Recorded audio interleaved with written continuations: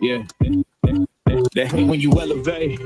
Stacking up losses, I'm handing them out. Yeah, let's delegate. It feel like I'm floating, I'm lost in the moment. I swear I could levitate. They never believe it. Bring it in. Bring it in. Bring it in. I had to set them straight.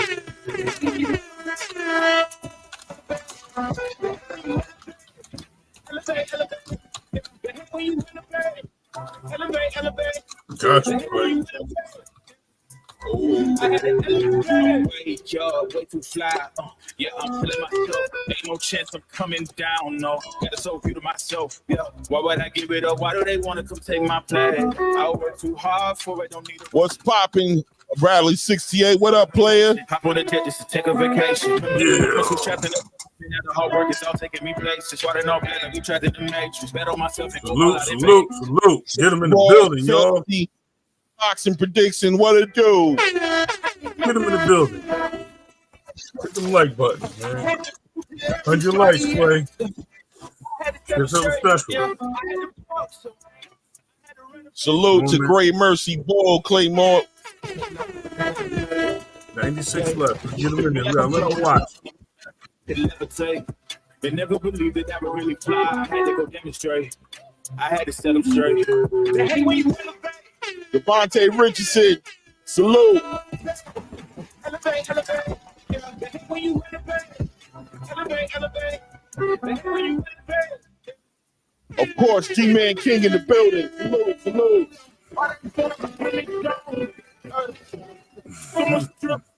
Almost drowned in it. Okay. You are right. Oh, you gonna believe it tonight, Bradley? You gonna believe it tonight, Bradley? Salute, Mr. Big Play Bray in the building. I might just pull up a roaring. Watch out, the engine is roaring. It's too loud, you can ignore it. My brother, Frequent Fly in the building.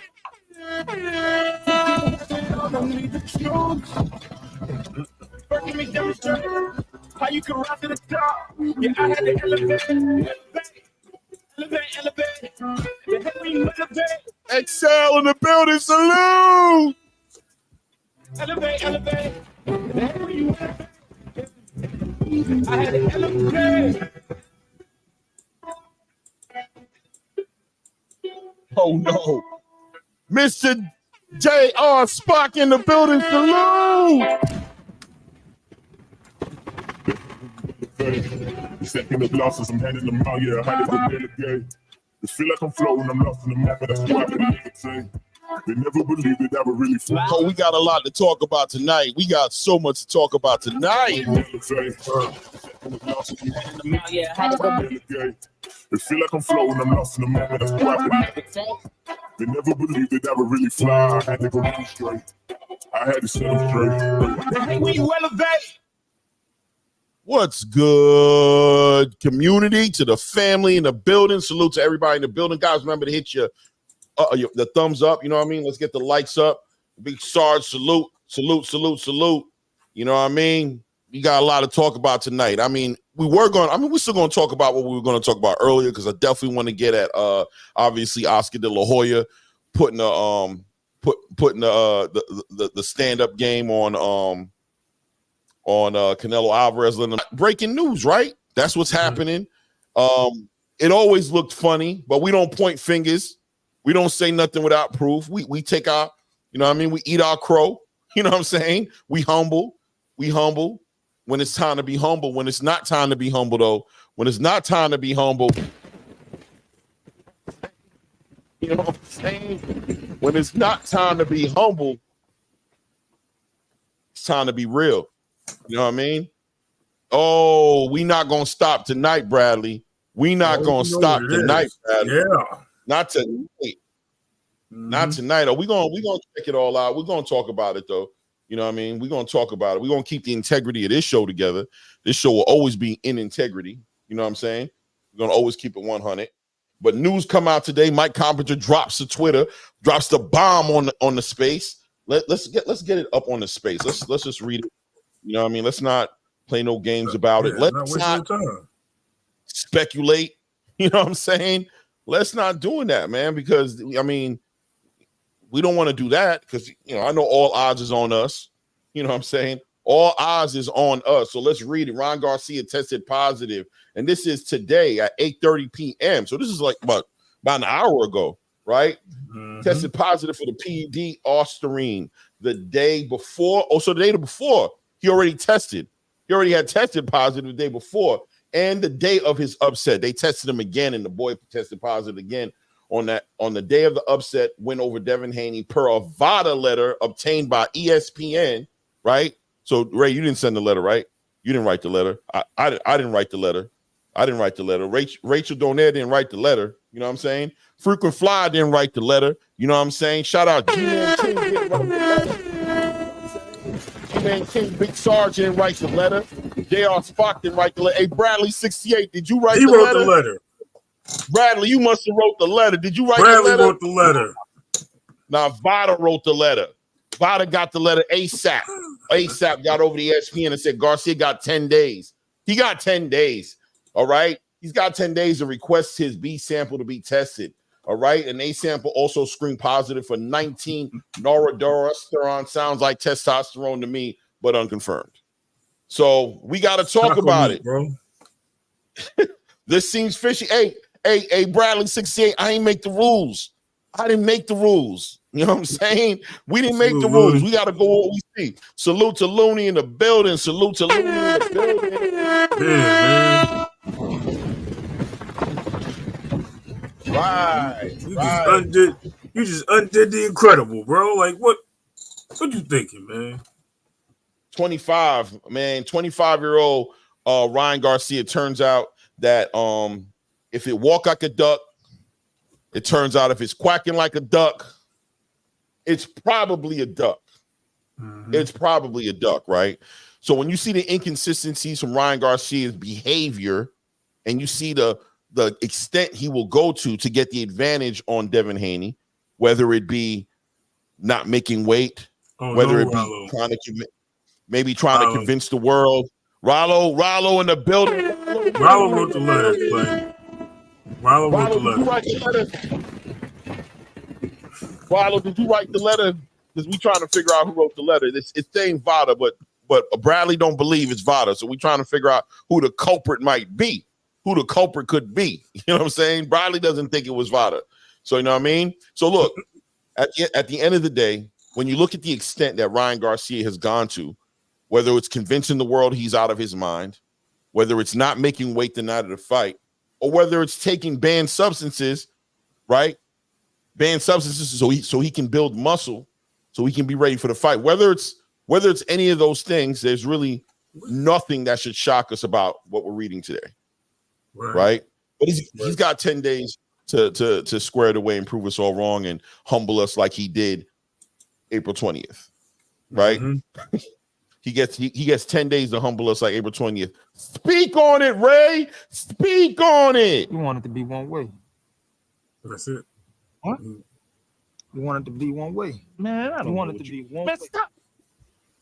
Stop saying that. What is the other way?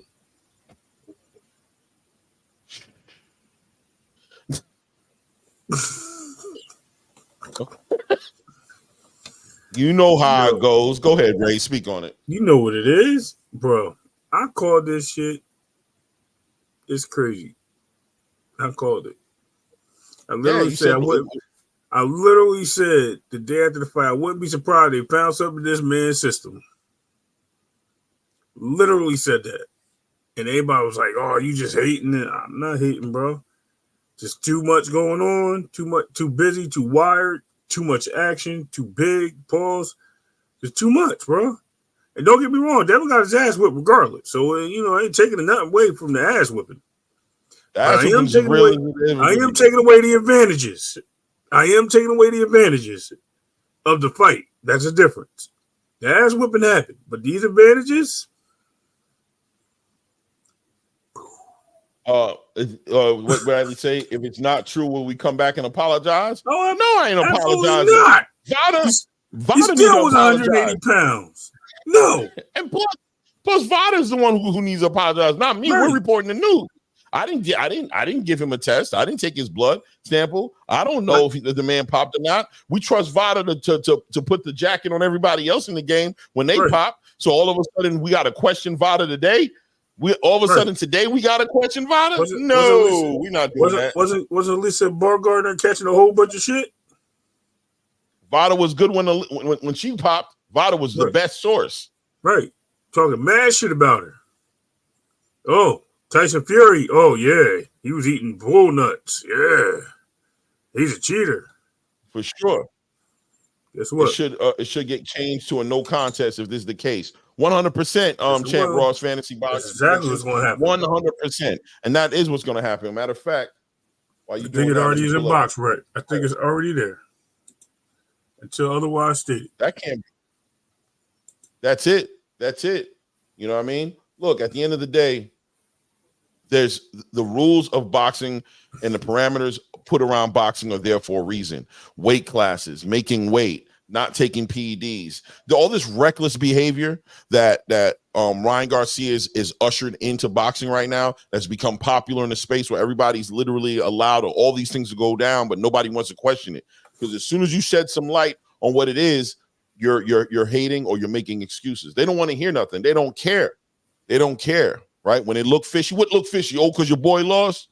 Oh, I don't care. What is 3 pounds? 3 pounds don't mean nothing. I'm shocked you guys ain't saying what is a little bit of testosterone on your system. If a little bit of testosterone gonna make the difference, you guys might as well get out the sport. Right. Might as well get out the sport. Victor Conti probably helped him. Oh, well. He's a stupid idiot. Yeah. It is what it is. Shout out to AP. AP said Tank tweeted that it's a lie. Nigga making excuses for Haney. Brother, it is what it is. Oh, we got the shout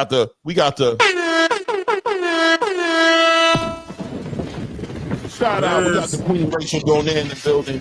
She definitely gonna come build with us. How you doing this evening, Miss Donaire? How you doing this evening? Good. I can't stay super long, but one of the biggest things, like, it's funny because the casuals are jumping in like left and right, and I don't know. I don't think I sent it to you, but Ryan's whole defense, there's a video if you on Instagram. I don't know if it's on Twitter, but it's on Instagram, and he's saying, man, if they found peds in my urine the day before and the day of the fight, then why'd they let me fight? Like, come on, like, this is all bullshit. You're gonna tell me it's gonna come now? And here's the problem when you lie. I'm gonna put this out there, and anyone who argues with me is a damn casual. I don't care anymore. Ryan posted his own test results from February 26th, I believe, on his Instagram. I took a screenshot in case he decides to delete it. He posted it that it was collected February 26th, and he didn't get the results until March 12th. So I don't know why he's thinking or why he's pretending when he's the one who posted that these results always come for about 14 days is what we're looking at. 100%. You know, 100%. So it's just crazy to me. Like, and this is the problem when you lie, right? When you're trying to find some way, I'm like, wait. I remember Ryan posted his own results, and you forget you posted that. So if you can't, it gets harder to lie, especially when you're documenting your entire life on social media. When someone pulls up the receipts from a couple months ago that you forgot you posted your damn self, how are you going to explain that shit? You left the dates on there, the date it was collected, the results. You left everyone's email out there, like it was unredacted. 100%. 100%. There are no excuses, and what's happened is, and I'm glad earlier rather than later, right? Because a lot of the antics that this whole entire build up to this fight, which has just been upside down and crazy from day one. We've been dealing with a lot, and we've been taking it for what it's worth, right? Okay, he's building up a fight. Okay, we're not taking him seriously. He's not really drinking. He's not really up in these clubs. He's not really not taking this fight seriously. All the way up to the weight, to him not making the weight, right? Oh, you know what I mean? He clearly couldn't make the weight. All these different things, and it just started to take away integrity from the sport to see that how the casual fan base or how just the boxing space really just embraced the results of this fight without any real pushback as to him not making weight, as to, you know, him talking about kids getting, you know what I'm saying, violated in the woods and him being violated in the woods. And we just, all that is just make believe. All that means nothing. And now we get to a point right now to where he's popping on PD tests. He literally could have killed Devin Haney in the ring, right? Let's just be honest about it. When you combine the fact that Devin Haney had such a horrible weight cut for this fight, and then he had to, you know, bring himself down, who knows what he had to go through to make it to that 140 pounds. The man had to do it butt naked. He had to get on the scale butt naked to make the 140, and he looked like he could use a glass of water the day before the fight. And Ryan Garcia didn't make the weight, and now he's on PDs as well. At what point is the space going to hold him accountable the way he should be held accountable for the unprofessionalism that he's brought to boxing? I sent you the email for the Instagram links of what he said and the Instagram link for him posting his VADA results, just so you guys know what I'm talking about. You sent it to my email? Oh, yeah, I got it right here. I got it right here. Yeah. Yep. Got it right here. Let's see here. Because I also got a video. I guess he's talking. Is it in this video? Is he talking on this Instagram? Yeah, it should be. All right. Okay. Yeah. Here we go. Here we go. Yeah. Here we go. Okay. Let me see how I can switch this over. Let's see. That's why I emailed it to you, because if I texted you, you'd have to send it to yourself anyway. Right. Share screen. Boom. Let's go on. Garcia fake news. Let's check it out. Let's hit play. The volume button. Right, I got to find hit the little arrow. A little arrow? Down at the bottom, the speaker. Right. At the bottom, the little black box circle. To the right of the screen on Ryan. There you go. Up. No, on the picture. The video. Oh, okay, I got you. You know, again, these are people that are trying to attack me for whatever reason, but no weapon against me shall prosper. I never taken steroid. I don't even know where to get steroids at the end of the day. I barely, take supplements. They're saying it's coming from the ashwagandha. That's fucking retarded. So, lies, big lies. I beat his ass. Fuck out of here. Everybody go to Warwick tonight. It's lit. And I was with this guy every single day. Fuck the Haney. Let's break this. What's up, everybody? I came on here to address this bull fucking shit claim that I cheated. Lies. Yep. Everybody knows that I don't cheat. What can I say? Why didn't they come out with this? Can you pause it? He should be able. Yeah, I just did. Mm-hmm. So he just literally said lies, and everybody knows I don't cheat. Right. Okay. So. But he didn't make weight. Right. He's not admitted it, but didn't he take advantage of certain things? I mean, I'm not going to call it cheating. I think we're Frequent that Frequent need to come up here, because Frequent gave me a message this morning that he overheard on the channel about what's cheating and getting caught. Right. Something weird. Right. Yeah. So what's the difference? Right. No, look, at the end of the day, nobody don't know nothing. Nobody don't know that you don't cheat. Stop playing games. Right. Nobody don't know nothing. Stop.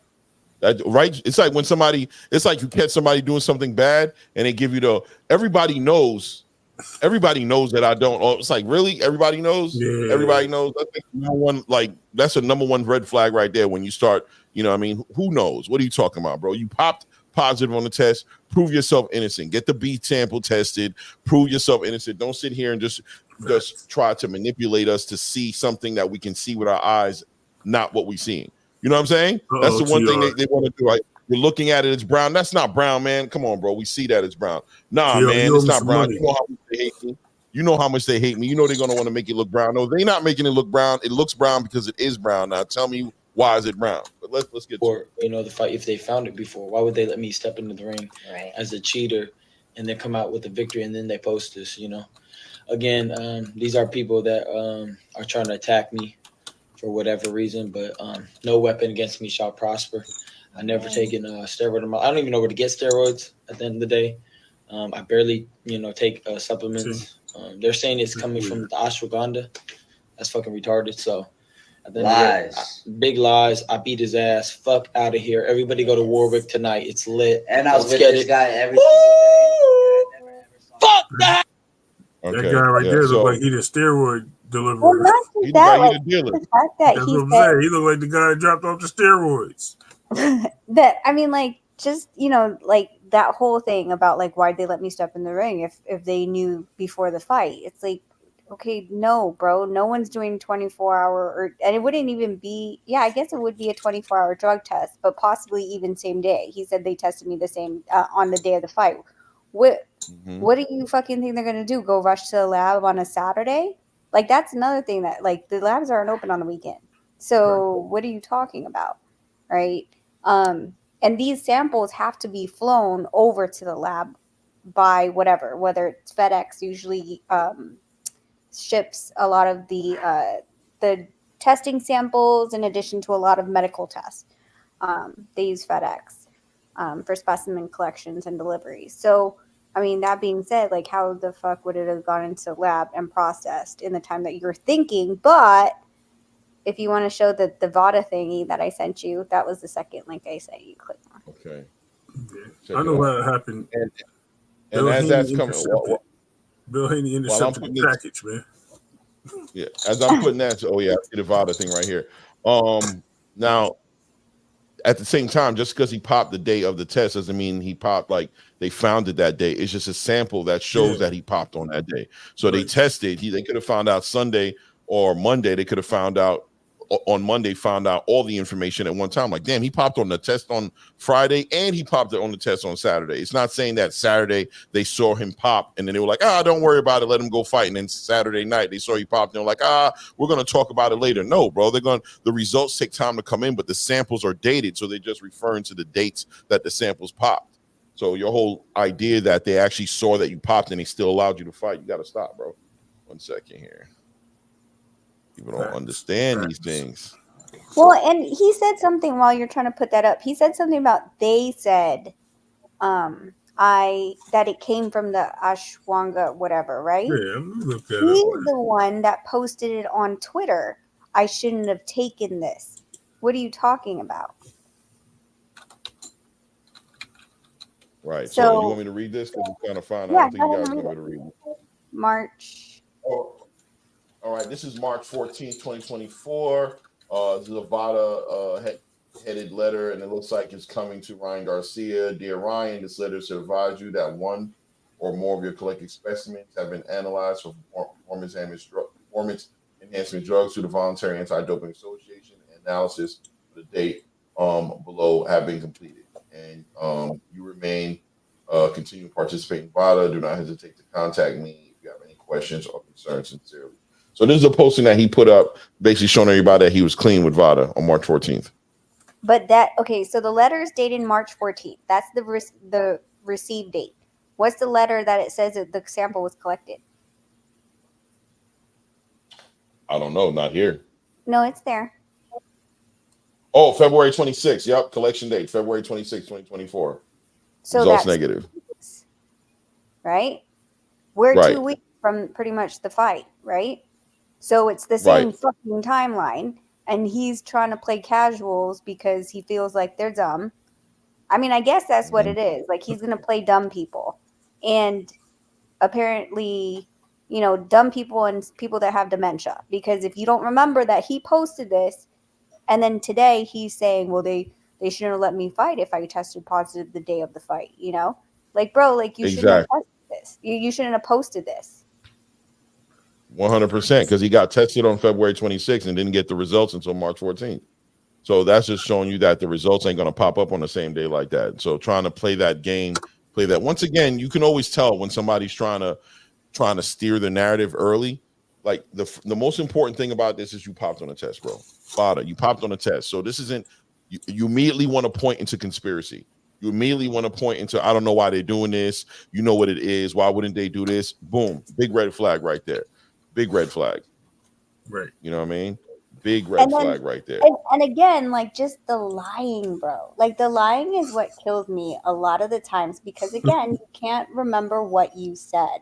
So this video was posted after An hour ago, he posted on Twitter, "My bad, I shouldn't have took this." But in the video, he says that they said it came from this. Right. You know what I'm saying? He's taking ownership in the tweet that says he shouldn't have taken it, but on the video, he's saying they. So he can't even keep his lies straight. Like, what story are we telling? Yeah, it's just this, and like, you know, with Ryan Garcia, ever since the build up to this fight, one thing for sure that he's lost with me personally is all credibility. I don't believe in anything he says. I gotta see it happen, or I gotta see it. I don't believe him because I know in the spirit of what he calls marketing or expanding his social media presence or expanding his brand, whatever you want to call it, he'll do anything, and then he'll do it in the name of Jesus.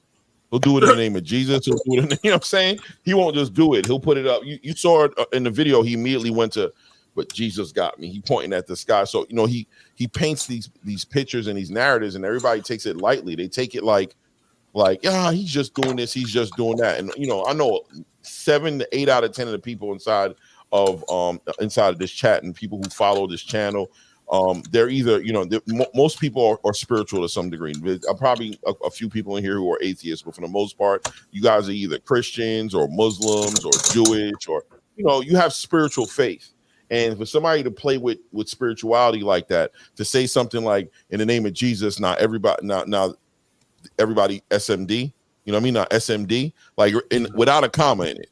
You know what I'm saying? He has no problem saying it. He doesn't take anything serious. He's saying that kids are getting played with. He has proof. He witnessed it. That's a serious topic, right? Like, that's a serious topic. So he has no low that he won't go to. He's showing you he has no line in the sand where he's like, I'm not going to do that because that I'm a spiritual person. I'm a Christian. You know, I believe in, you know what I mean? I believe in the Holy Spirit. He has nothing he won't go to. So we can't take his words in these videos, him talking about everybody, trust me. It's almost like the devil. It's almost like he's letting the devil use him. No. Yeah, there ain't no trust. Someone asking you to trust them. Someone asking you to trust them, and you already see the deceit. You know what they're trying to do. Manipulate this. They're trying to manipulate this, the situation. Right. And so we got to see what the tests say. When the tests come in, which they already have, let's see what the B sample says. And at the end of the day, when the B sample comes in, if it's positive, what is the right consequence for this man? A 2-year suspension. I mean, clearly we know that the Devin Haney loss should be taken off his record, right? That's a no contest. Am I right or wrong? Correct. Yep. Right, Rachel? That's what that is, right? Okay. Yep. So I mean, we get that out the way. Yep. We get that out the way, and then now it's about punishment. You know what I'm saying? What is the normal punishment for something like this, Rachel? Are you aware of it? Like, you know, popping on a test like this, what's normally the punishment or the consequence? I mean, it's a bullshit. Usually it's a bullshit, like, depending on the severity, because they're saying that there's not just one, but two, right? They're saying that they're waiting for the results for the second, I can't remember what it is, androtestosterone or something. So what we're hearing that's positive, that confirmed he tested positive for on the day before and the day of, was ostarine. The second drug that they're saying has not been confirmed yet. So I think they're still doing testing on the second drug or whatever. But if they're both, you know, considering that there's 2 different PEDs that we're speculating, I would think that the punishment would be higher, because you do hear like 6 months. I've heard other ones all the way up to 1 year to 2 years, right? Some lifetime bans. The thing is what's going to end up happening is going to be put on the commission.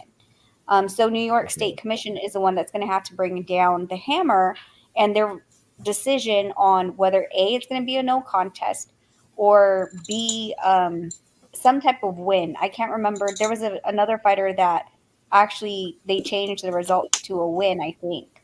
But I'm not really sure. Right. It was right. So reading this right here, just ostarine, just to kind of confirm with everybody in the chat to understand what it actually does, right? So this is not something, you know, that just conveniently got in the system that has no. Bless you, I think. Is that bless you or? No, that's my dog. My dog is. Oh. Sorry. I'll mute it. Go I'm ahead. so happy that was your dog. I'm so happy that was your dog because if that was you sneezing, I was gonna have to keep a straight face. Oh, she got a Japanese dog. Yeah. I was definitely gonna have to keep a straight face, tell you God bless you, but definitely look at you weird from this moment on knowing that you sneeze like a poodle. Yo. But so Ostarine users confirm its effectiveness its effectiveness in improving muscle mass and strength levels. It enhances muscle synthesis, strength, reduces fatigue, right, and promotes protein synthesis without causing fat gain or water retention. Guys. Damn. I mean, the whole fight was based on that. Listen, when you come on, bro. Read that again. Hold on. Start with the enhanced muscle synthetics, strength, reduces. All right, first of all, its effectiveness in improving muscle mass and strength levels, right? So he's getting bigger and he's stronger, right? It enhances muscle synthesis, strength, it reduces fatigue, and it promotes protein synthesis without causing fat gain or water retention. So this, when you guys think about it, this factors into Ryan Garcia not training during the training camp, showing all those videos, constantly being in the mirror, flexing his muscles, right? Flexing in the mirror, so impressed with himself, showing everybody and telling everybody that he can drink, that he can go out. He's not getting sleep. If anybody here works out, I used to work out like crazy. You know what I'm saying? Like I'm seriously was one of those guys, right? Let me tell you something that was the main thing that I understood that I had to have in order to get any type of results. Sleep. Sleep was the most important thing. Rachel, you're a gym rat, right? Yeah. How important is sleep? It's super important for recovery and for building. You have to and if you don't sleep, that actually makes you retain water. Right. 100%. So he's going out at night. He's hanging out. He's in clubs. He's fake drinking. He's real drinking. We don't know what he's doing, right? We can only take it on face value, but he's still able to show results, like showing everybody his body. Like, look how I'm looking. Look how is somebody who's not taking it seriously going to look like that? We can go back into the archives and see 100 videos of Ryan Garcia showing his body to the world, trying to use that as a reason to prove that he's been working out. Now he's popped for Ostarine, which literally enhances muscle synthesis, right? It makes him stronger. It reduces his fatigue, and it promotes protein synthesis without causing fat gain or water retention. It's reasonable at this point, outside of the fact that he popped positive on his test, to take the results, you know what I'm saying, of that test seriously based on everything else he's done outside of the test. Like, let's just say he was working out like crazy, doing his thing, training hard. He did all the things and he popped on his test. But we know he didn't do that, guys. We know that. 18 months, he's Texas 16 sounds said 18 months he should get at a minimum, 100%. Do you know what the other drug was that's not been confirmed all the way yet, Rachel? No, I can't pronounce it. Nostosterone? Oh, I found it right here. Noren. It's right here. I got yeah, it here. pronounce it. Playing games. You knew what it was. But he set you up. No. He knew you couldn't say it, Rachel. He set you up. No, I just found out. I literally was looking as I look. It just literally popped up because I'm on Mike Coppinger's Twitter. That's where it's on. It's on his Twitter. Right here. I'm about to pull it up right now. Hold on. I'm about to pull up what exactly that is. That sounds complicated. And that is right next to testosterone as far as I'm concerned. But let's see what it is. Let's see what it is. Speed burner. No, I don't know what it is. Benefits. Let's see here. See, and the way that Mike Coppinger and the other guys wrote it, like, it's not clear. Like, people, of course, that are reading it read Ostarine and then said 19- this thingy, and they're like, is that one whole drug or two drugs? Like, I think it could have been written better for clarity that they're two separate drugs. Right. It's not listed on a label on dollar results in positive tests, but inadvertent consumption of meat containing residues of hormone treatment should not realistically cause apprehension, although highly improbable. Athletes should prudently avoid meals composed of pig, or so it sounds like something that he would get from food. I'm trying to find out what the benefits are of it, what the benefits are. Right there, your second one. That's Cleveland Clinic. No, go down to Cleveland Clinic. There. Right here? Yeah. It says benefits and side effects. Okay. Antibiotic steroid used to treat anemia, osteoporosis, and other conditions. It's a synthetic version of.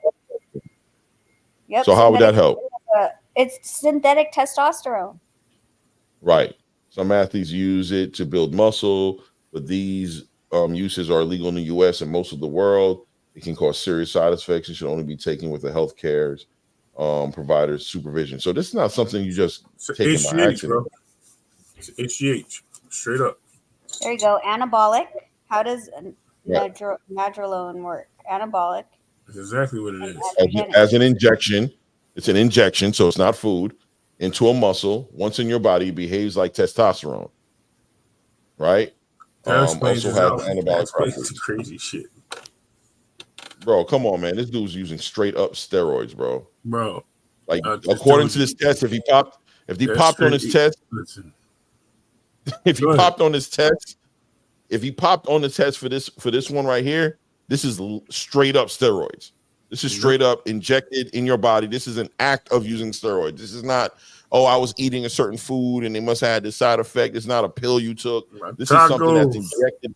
This is something injected directly into the muscle. And once it gets in your body, it performs like it behaves like a testosterone. Straight up. What it is. It was his tacos. The taco shell thing. Yeah. Look, at the end of the day, trouble sleeping. That part. Look down. One more. What's that say? Mood changes, including depression, irritability, and aggression. You see that right here? Yep, that's it right there. Look at the bottom too. Claymore, you guys see that? I texted you on the chat. Okay. Private chat. 1 second here.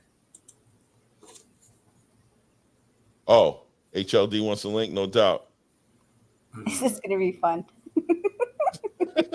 I feel like you guys are like not enemies, but you guys are always on the other side of the argument with you two. Like both. No, HLD is 100%. Why did you post it to me? Because I went to the wrong one. I did it to the wrong one. What am I gonna do? I was hoping to correct it before you start. You caught it so quick. HLD, there's the link, by the way, man. There's the link, brother. You come up here and defend your boy. Put a case up there for Ryan. You know what I'm saying? TR, you're a good representation. You're a good talker. You could put some perspective on this for us. Put some perspective on the results that we're looking at right now. Whenever you feel like hitting the link, there he is. I think Ross Clark need to be on the other side of the street with this. Hi, HLD. Salute, HLD. Salute, brother. Hola, Rachel. Then the rest of you guys. What? He's like, hey, Rachel. Oh, what's up? What's up, Claymore? Yeah, what's up, Rachel? You know what I mean? HDL. HLD. I know what it is. I'm just messing with you. I know what it is. What's new, guys?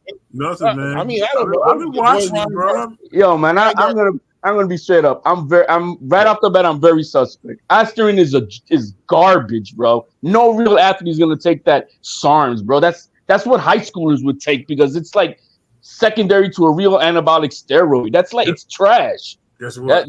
That's not even a steroid. It's a receptor. You probably could take it if you're gonna take something that has a base to take a real anabolic steroid to make sure its effectiveness sticks longer in your body. But you need a real anabolic steroid. That its effectiveness alone is trash. Guess what? So is that a shot at Ryan or is that a shot I'm just this is what I'm suspect at because I understand how this media world works in this boxing dirty industry. Dan Raphael, Steve Kim, Devin Haney, Mr. Conti, Mr. Snack, who's also super connected to VADA.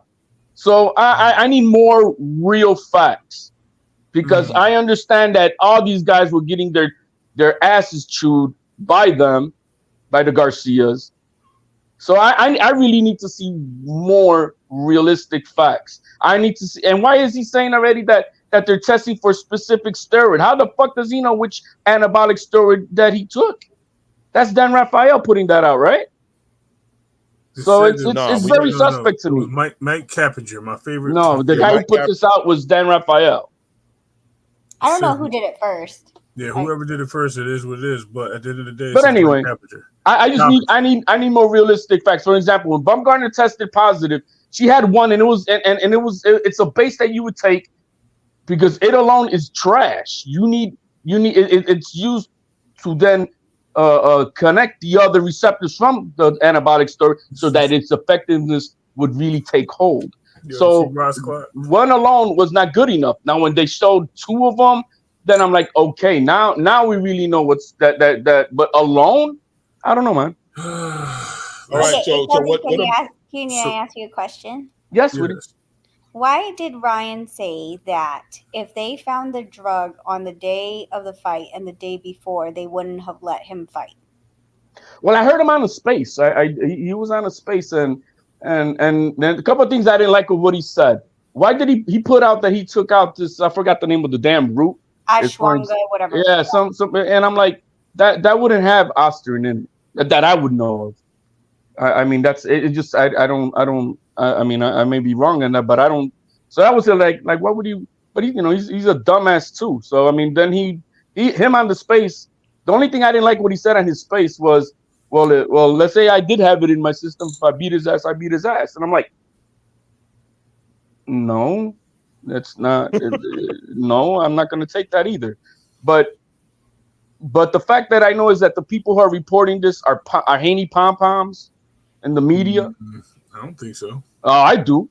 Dan Raphael is the one who discredited Teo when he was undisputed. Because he was fired by ESPN and Top Rank. I think that at the end of the day, what's happening with this whole Devin Haney fan base thing that everybody likes to lean on is that he does represent this traditional way of approaching boxing. He's traditional, right? No doubt. So he's going to do things right. So it's going to be reluctant for somebody else who finds who takes his sport seriously to not resonate with the way he's approaching the sport. So you're going to find people who are going to support the way he's moving because he's moving the way they think he should move as a boxer. Right. He's not the best in all these different spaces, but he just, works hard. He believes in becoming a champion. He believes other things I've always said. He's a disciplined, hardworking young man. Yeah. Right. So nothing wrong with that. So that's why people. That's how Bill needed to promote him. Not with this juggernaut shit that if you die shit. That's not realistic. Bill does. Well, now you did right. That's what I've always said. Bill Haney is at fault for all the backlash this young man is getting because if this guy promoted him the right way, that my young man, he's a disciplined fighter. He's the hardest working in the gym. He's gonna outskill you. He's gonna outsmart you with his IQ and blah blah. Look, man, nothing you can take away from him. But when you start, that's what he always says. No, stop it, bro. You have not talked to Bill Haney to where you don't even know what you're saying. That's what y'all know what Bill Haney says. I know, I do. Well, look, at the end of the day, right? Outside of what Bill Haney does, right? I'm trying to understand and wrap my mind around how a company like VADA, who everybody holds to the highest regards when it comes to these tests, when VADA says something, everybody responds to it the same way. Oh, really? That's one of the most accurate, reliable testing agencies that ever hit the sport, right? Not true. That's what I hear about it. That's what I hear about VADA.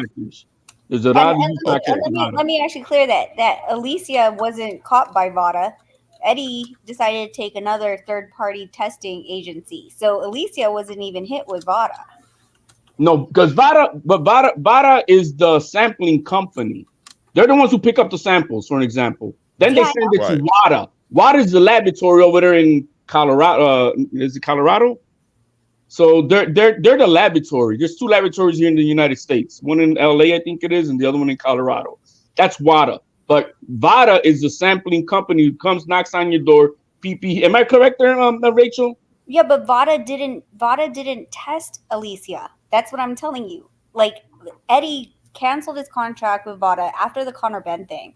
And then the next thing was Alicia. Everyone was turning on VADA, and VADA's like, we didn't do Alicia.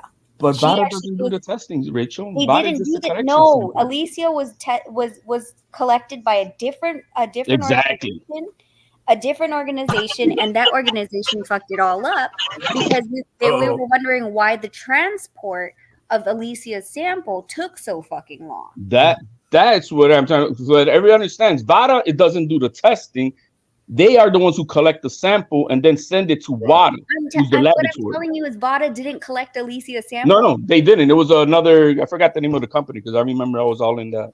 All right, but just bringing it full circle, yeah. I mean, not talking about Alicia, just kind of staying focused on Ryan as far as the legitimacy of this testing process, whether it be, you know, I'm acknowledging the way you're saying it is that VADA is actually collecting samples and then they're sending these samples to WADA, who's actually doing the actual testing. But however this system is set up, it's been reliable and it's been used to like suspend people and take people out of the fighting pool and you know what I'm saying, and all kind of things. Why now that it's popping up on Ryan Garcia is it so hard to believe, or it doesn't hold any weight anymore? It doesn't hold any type of like, it doesn't mean anything now at this moment. That's what I'm trying to understand. I think there's many detractors from VADA.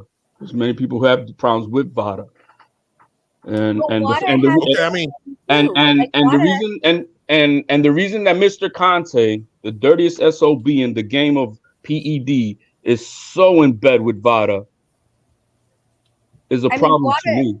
WADA is not any different. WADA is being investigated for allowing a bunch of, I think the number is 23, Chinese athletes for competing in the last Olympics and allowing them to also still compete in Paris. And when they were the only country to give $5 million between 2 years during the time that their athletes were testing positive. So it's not like WADA doesn't have their own share of you know.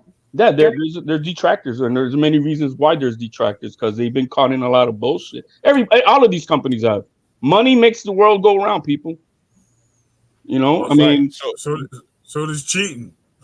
No, absolutely. Right. But so what I'm saying is understanding that and taking into consideration that all these companies have their things that they do. They've been all caught in conspiracies and things like that. I'm trying to understand what's the conspiracy behind discrediting Ryan Garcia to the point of putting a fake jacket on him, putting fake results on him. What's the point of it? Like, what does it mean? He's not a champion. He's fighting catch weight. He's bringing eyes to the sport. He's making money for a bunch of people outside for himself as well. The space has embraced him. Everybody pretty much has been on his side. Like, yo, man, you can't talk about the 3 pounds. You can't talk about none of that because you're immediately getting attacked because you're trying to make excuses. So why all of a sudden is he America's most wanted? Why is he being attacked? Why is this not legitimate or should be questioned to the point of, man, I don't believe he's hanging out with some powerful circles that a lot of people don't like. All right, when the guy is over there tap dancing for President Orange, how many people are totally of dislike of that? Okay. You know what I mean? So what does that take away from him popping on a test? You asked why would people want to go against him? Okay, but what I'm trying to say is right. What I'm trying to say is what's the win? Like, what's the goal? I mean, people can be against you, but the guy that they want on top. I mean, that's just the way it is. Okay. You want Devin Haney on if top? You want to go the conspiracy route, that's what we're talking about. Why would they want to bring him down? I'm just telling you, the guy. How many on this panel like President Orange? Thank you. Right. You know what I'm saying? How many people like that? Damn, bro. Why is Primetime giving him the love? If Devin Haney would have won, he wouldn't have gotten half the fucking attention and all that bullshit. You see, I mean, why would people want? Because jealousy is also a part of life. I don't it's know. Not working. I'm sorry. HLD, I'm sorry, bro. I hear you. Devin, nah, bro. I think you're reaching. I'm not reaching. I'm laying down the facts with that. You got some. I'm not saying what you're saying, bro. I'm not saying what you're saying. I'm not saying what you're saying is not facts, right? But I think your facts are the same facts with everybody who's popped on VADA. I question as to whether or not we've questioned everybody else who's popped on VADA as much as we're questioning this situation right now. What I'm saying is let's keep the same eyes on this situation that we keep on all kind of situations that have popped up on VADA. That's what I'm saying. This is my piece with this right now. I need to see more facts than Austrian being used. Word. I really do. What about this I need to. Yo, he was using a D-ball or something. Give me something else. Bro. Hey, can I ask you a question? A real anabolic steroid, and I'm like, okay, he used it as a base to take a real steroid to connect. Gotcha. Can I ask a question? You giving me the OJ theory, huh? Hey, can I ask a question? What's your name? HLD. Hey, when you Googled Osterin, where did it say that it was a weak PED, a poor man's PED? Where did you find that at? It's a SARMs, my man. No real damn athletes out there using SARMs, bro. Have you tried it before? You're gonna go buy the real shit, the shit that's gonna cost you thousands of dollars. You know? Yeah. Have you tried it before? I'm asking. Am I the one? Am I the one on trial? No, I'm asking you. Have you tried it? No. Because you said it's weak. You can't prove that it's weak. Have you? Because right now you're doing the gawk. You're doing the gawk on Ryan. So I'm asking you. You just Googled when it. did you use it? How do you know? You just Googled it. How do you know? No, I didn't Google anything. I'm asking you. Did you Google it? Arms, bro. You gawk. Wipe it off. You're gawking right now. No. I'm asking you a question. You're trying to push a case that doesn't answering the question. Hey, Clay, he don't want to answer the question. He don't want to answer the question. I'm gonna go on mute. Hold on, HLD, right? HLD. Here's the question. You're saying that it's a trash supplement, right? That's cool. You don't think it's not the highest level version. If it was up to you, high schoolers may want to use this shit because it's probably easy to get around the corner and shit. It's garbage. And Ryan just said he didn't know where to get drugs from. So if you really want to build, you're gonna stack it up with something good. You're not gonna stack it with some SARMs. But all right. At the same time, like it's not just. I mean, we have to because I've heard this argument a bunch of times. Oh, it's not an anabolic steroid. What does it matter? But between VADA and WADA's list, they release a whole thing, and not just anabolic steroids. They they also do peptide hormones, growth factors, HGH. Substance that mimics things, for example, synthetic testosterone. So it's not, just one type of it's just anabolic steroids. Like people get popped for inhaling clenbuterol or salbutamol. Did I say it wrong? The for the asthma? Yeah, albuterol. Albuterol. Albuterol. Albuterol. So whatever, and I don't know.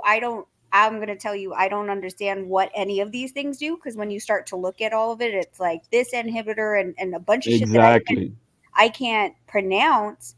But at the same time, this is what you're not, you can't even do insulins. So you have to, we all agree that diuretics are not something that is going to bulk you or make you faster. But right, like what Oscar Valdez tested for. Yeah, the herbal tea. Whatever that. But it was a diuretic, basically to lose weight. Yeah. So I mean, at the end of the day, for me, this is the list, and the list is pretty much the same with WADA. And if this is the list, it doesn't for me, it doesn't matter if it's a performance enhancing or not. The fact that it's on this list, just like IVs are on this list, then you just can't do it, regardless if you think it's going to give you an advantage. There you go. Boom. Shout out Rachel, because that's exactly. Wait, hold on. Shout out Rachel, because that's the point. That's the point I was trying to get at, right? What I'm saying is, yes, you can feel like this is a lower form of, or not as attractive for somebody. Like you're trying to match the tax bracket. Like this dude has access to the best things on the planet, and nobody who had the access he has and ability to get the best things would go for something this low. I get how that doesn't make sense to you, but it doesn't change the results of the test to say that this was found in his system. Now, that's why I asked you earlier when you said, is this a shot at him or a shot at the test? Because you're basically saying that he's stupid, that he's acting like a high schooler, that he's taking things, right? But at the end of the day, it doesn't change. Nothing changes the results of his test, though, of what he popped on. That's why. That's the first thing. I need more facts. Okay, well, I need more facts. Well, here's because if I see this now attached to an anabolic steroid, then I'm like, copy that, it makes sense. That then he was why was he using disarms? Because it's to attach the other one.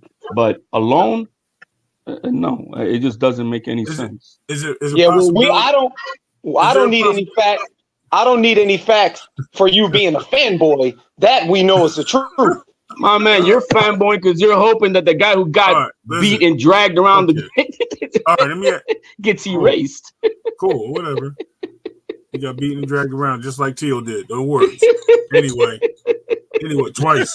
Matter of fact, 3 times. I'm waiting for that to happen. I haven't seen that happen yet. What, bro? No, where you been? I haven't seen that happen. You ain't see Teal get his. I haven't seen Teal have a stanky leg. No, I haven't. Okay. But look. At the end of the day, right? This is what it's really about, Rachel. Ray, go ahead, Ray. Let me ask. I know you've been trying to get something out for a minute now. It's all right because I'm about to lose my conversation because I don't even know what the hell I'm talking about. I just keep going off messing with this dude right here. HLD funny. He's a funny guy. So what I was going to ask is, so with this all being said, the man just stated that he doesn't know where to get steroids from, which is one, that's a big lie. That's number one. Number two, if he doesn't want to be found with something serious, why not go get something that you can get from a high school or somewhere around the corner that is very easy to get? And what does it matter if he takes that and he's trying to hide something else? Because I'm pretty sure some of these can mask other things. When they said he was on cocaine, they said he was doing other things to his body. He said he was popping mushrooms and all this, joking around or not. He said he was doing these things. So what is this saying that? Because a lot of these steroids can hide other drugs. So let's all be aware of that. And that's what we're actually not taking into account. So, I mean, it could be an inhibitor or a mask. No, man, you got to know what you're talking about to know then which way you're going with that. And that's why it doesn't mask. It's not a masking agent, bro. Aspirin is not a masking agent. I'm glad you said that. It's not a masking. It's not a masking agent. No. That was, you know what this called? That's called throwing the bait in the water, and I just caught the fish. I'm just waiting for you to know. Is it a masking agent? Here's the question. For cocaine too? I think this. No. Listen, all the answers that you have seem like you're either a pharmacist or a person that does steroids or have done steroids, because you keep coming up with all these different sciences and all these different reactions to all the drugs that are being mentioned. You know all the facts. Hold on.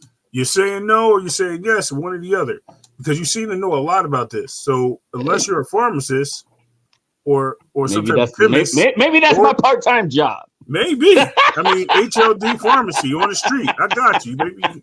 I'm just asking at the end of the day, you seem to know a lot about this. I know more than the average bear.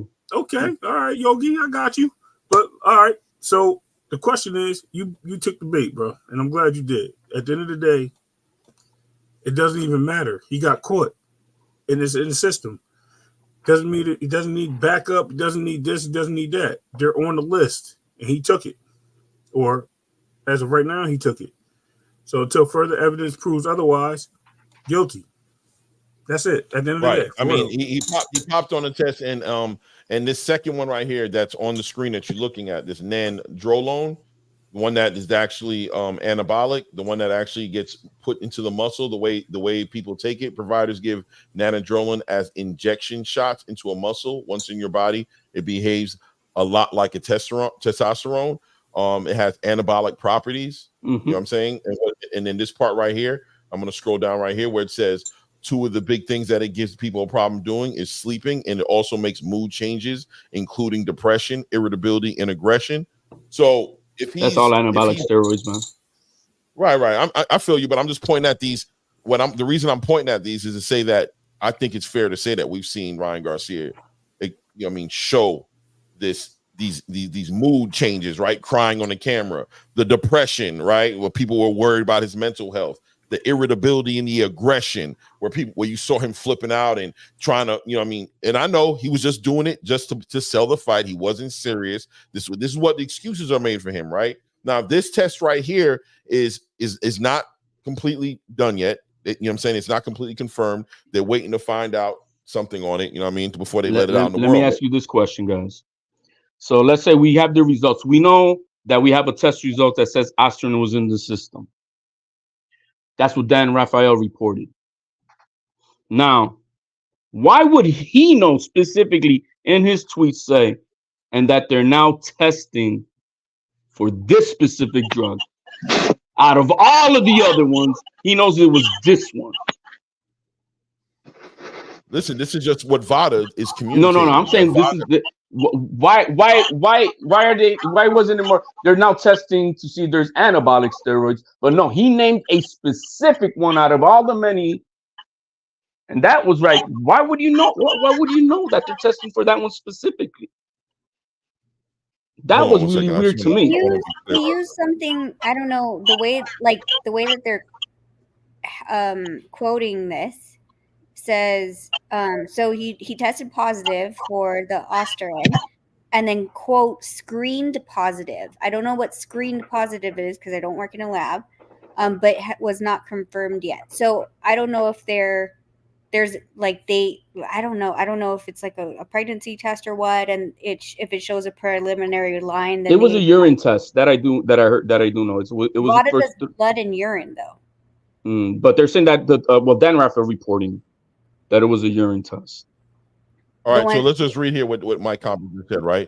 Mike Compinger said Ryan Garcia tested positive for the PED, performance enhancement drug, Osterin, the day before and the day of his upset over Devin Haney, per VADA letter obtained by ESPN, right?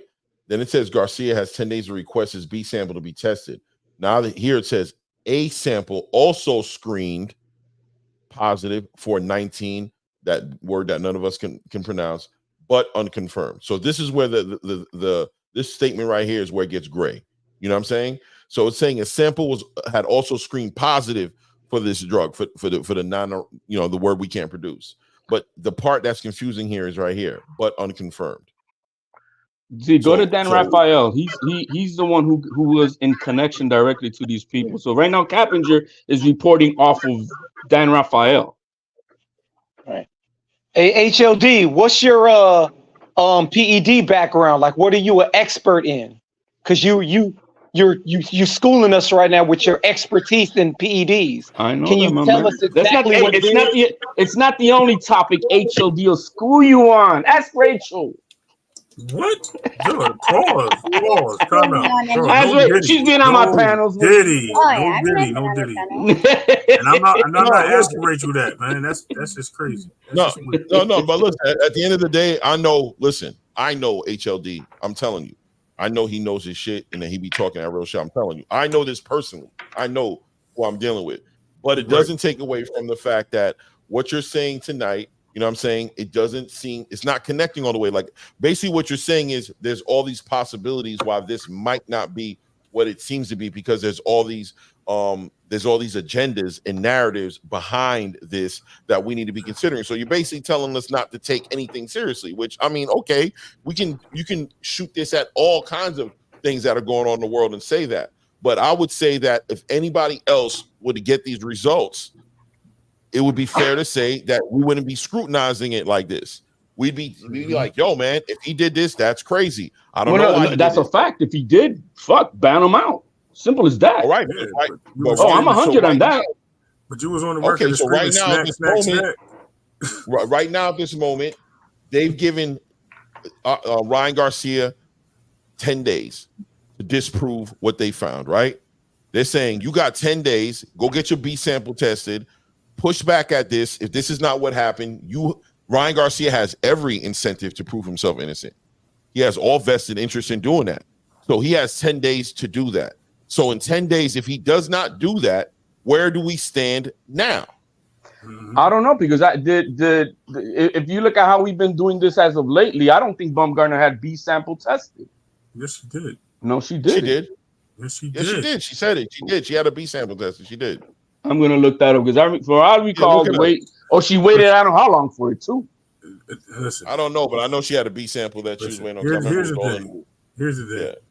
You gotta stop coming up here, getting LDs on these channel because you're catching L's all day, every day. Man, I never catch L's. 0-7. You like 0-7. Even I never catch L's. Cooked you the other day. Cook you again today. You cooked me when? All your information You got was amnesia. wrong. Yo, You got amnesia. I got amnesia for what? What you talking about? Hold on. I don't want to get off topic. Yo, we're gonna go into a debate thing. I want to keep it on what we're talking about. Guys, listen, I don't want to catch up. I don't want to catch up on nothing that happened days ago. Yeah, not free smoke type of stuff. Yeah, that's another time. That that's people, funny. most people in the chat, most people here don't care about y'all personal thing that y'all going on. So, no, I ain't nothing personal. Norandrosterone. But I'm just saying it's something that most people are gonna be like, what are y'all talking about? Hey, you gotta catch them. Hey guys, it's norandrosterone. Oh, see, you I'm still not gonna be able to pronounce it, no matter how many times you say that. 100%. I'm not even gonna try. I'm gonna refer to you every time I try to say the word. I'm just gonna be like, yeah, HLD was you're gonna say I'm like that's what it was. Look, at the end of the day, right? If it is true that if all the dots connect, if everything connects, if Vada's not pushing any agenda, it turns out he's popping positive on these tests. If he's unable to prove his innocence in 10 days, where do we stand on this topic at that point? Just entertaining, just entertaining. My personal belief, everybody who tests this should be suspended for 3 years minimum, and a second time let it be for life. That or somewhere to the heavy type of thing. But as we just saw, Bumgarner got away with testing positive as immaculate conception because she had it, but she doesn't know how she got it in her system, and they let her get away with it and keep all her belts. I know how she got it, but immaculate conception, Rachel. Nah, we good. Rachel, you stupid because I wasn't gonna say nothing. I'm sitting here in my mind, and you said it in my mind. I'm sitting here like I got an idea. She got it, but I didn't want to put you on blast. But HLD, I have a question though. Like, I mean, you were saying something about Victor. Ryan was with Victor too before. He's no longer. So now he's my enemy. Right now, I know it's Dan Raphael, Steve Kim, who's right now on Twitter going crazy on this, Devin Haney, Mr. Conte, and Vada. All of them are in a nice tight bed. Charles Edward season says no time off but forfeit profits. I got a feeling that Ryan Garcia would take the time off. He ain't trying to forfeit no profits. He'll just hang out for 2 years. He ain't giving them no monies. No monies. That should be a penalty. Can you imagine if you I mean, like, because the thing is HLD is right. Like most of the time, like these are it's it's the fact that you're looking at a 6-month ban. Like, okay, most of these world champions don't fight like every 3 months. So a 6-month ban is like, okay, so I don't have one fight. Who cares? It's not really, it's a slap in the wrist. It's pathetic. It's like a pitcher in baseball. He gets caught and they're gonna say, we're gonna suspend you for 30 games. But the man plays every 4 or 5 games. So what the hell does that mean? You know what I mean? It doesn't do anything. So that's the same thing with boxing. Look, profits run everything, and there's a lot of corruption. I mean, what was that guy that they try to pin that rape on him, Rachel? That they try to do the corruption on him? Was it Cuadras? Casemiro and started with Rolly, and then the same team with Casemiro. How dirty is the game? It's really dirty. So I just want to get more facts on this, and we'll see what happens. But if he's told it, yeah, absolutely, he should be. But what's really going to happen to a kid who's bringing in the money that he's doing? Nothing. Right. That's what's going to happen. Right. All right. You know what? I agree with you, though. You know what? At the end of the day, I'm going to say what I always say. In time, we will see. And that's it. I agree. I agree there. Let it work itself out. 100%. And I don't have no problem with, I think it's it's only natural that when you think about these systems and the way that they work, that we question things, right? There's nothing wrong with questioning things. You know what I'm saying? I mean, I push back and I poke at the bear. I poke at HLD. I poke at, you know what I'm saying? Like, you know what I'm saying? I push the narrative a little bit. I drive it a little bit. You know what I'm saying? I try to make it spicy. You know what I'm saying? I'm not afraid. I'm not afraid to bring the other side of the coin into the equation and educate on both sides so you see where we're at. I'm not afraid to voice my opinion on it. Can I poke you? Right. And I think it's fair. You have And I to think say it's no fair. Like, Diddy, Ray. That's just weird. yeah, we got to get that no Diddy. No in Diddy, this. yeah, no Diddy. About Good poking. job, Rachel. Until we start talking about poking, Good we job. got to definitely bring the no Diddy in. He here. knows about it. So what does it say by him not saying it? I don't know. I don't know. You don't want to talk about you taking injections. You don't want out here talking about all He's like, about ain't these no secrets injections, here. dog. We know, everybody know what no Diddy is. If you not, it's like nobody don't know what no Diddy ain't up in here. But hey, is that the topic of the night, or are we talking any other topics, or is this the main? We got more. No, we got to get into a whole nother conversation. That's just We weren't breaking going to news. talk about it. Let me say my last piece on this real quick, so I can be on the record for you on here on the panel. I need more facts, but if Ryan Garcia ends up being tested positive, then I support having him suspended for as long as possible. But we know how the system works, and it's trash. So unfortunately, this is where we're at. But if it is what it is. He needs to be suspended. They need to rescind that a no contest. But even that, they didn't even do a no contest to Bumgarner. So like, what the hell? I don't know what's fair anymore. You know what I mean? Sure. I really don't know how it plays out. But one thing it is, anybody who's cheating at those levels and should be really out of boxing, and that's that. I know Nonito Donaire is one of the forefathers of making sure you're clean, testing, no problem, never had any issues, and advocates for clean boxing. And unfortunately, not everyone else in the business is really on board with that. But Nonito Donaire is the pioneer of wanting to have clean boxing. Devin's clean. Yeah. He's all about it. Yo, bro, he's been using IVs, man. Let's stop. Where's the evidence? There you go. There you go. I'm just messing with you. Let me stop messing with you. I mean, like, we started the whole thing, but what's interesting to me is, like, I don't get it, right? Because we had separated from Victor from a long time ago, and it was a bad breakup. So if anything, after Victor, we paid for our own VADA, and then WBSS came in, Top Rank came in, they paid for our VADA, and there was never a point that Nonito accidentally ingested something, so this is coming up so much more. The excuse is unintentional digestion. And I'm like, what the fuck are you guys doing that you're like, that these drugs are just randomly in, okay, I'm not gonna use banana because then I'd have to say no to apples that you're eating. You gotta blame Mauricio Suleiman. He's the fool who just recently exonerated Bumgarner, and now, like, yo, we're not gonna like, what the hell? But what was interesting though, did you see WBA? Sorry, Ray, just to get this off, that the WBA went the opposite and said, if it doesn't matter to us if you're unintentional or not. But they didn't strip her. Right. I think they just did that announcement though. They said is the announcement is from at that time. Remember that from this point on, we don't care. That's what they from that point on, we don't care if it's accident or not. We're gonna, the money washes everything, guys, and that's just the way it is. So that's a fact. We know that. We know that for a fact. We know that that's what we're gonna be let me dealing say with. This real quick before you do your introduction. No, it was just a question for anybody on the panel. When we bring in when we bring this situation aboard and we talk about the New York State commissions and things of that nature, what should the WBC do in this case? Because I think they should just release Ryan from the rankings or suspend him. Let's like that, you know what I mean? Get him if it's factual. I know you were just saying that how they didn't do it for Alicia Bumgarner, but she actually set up for the B sample to be tested before, so she protested.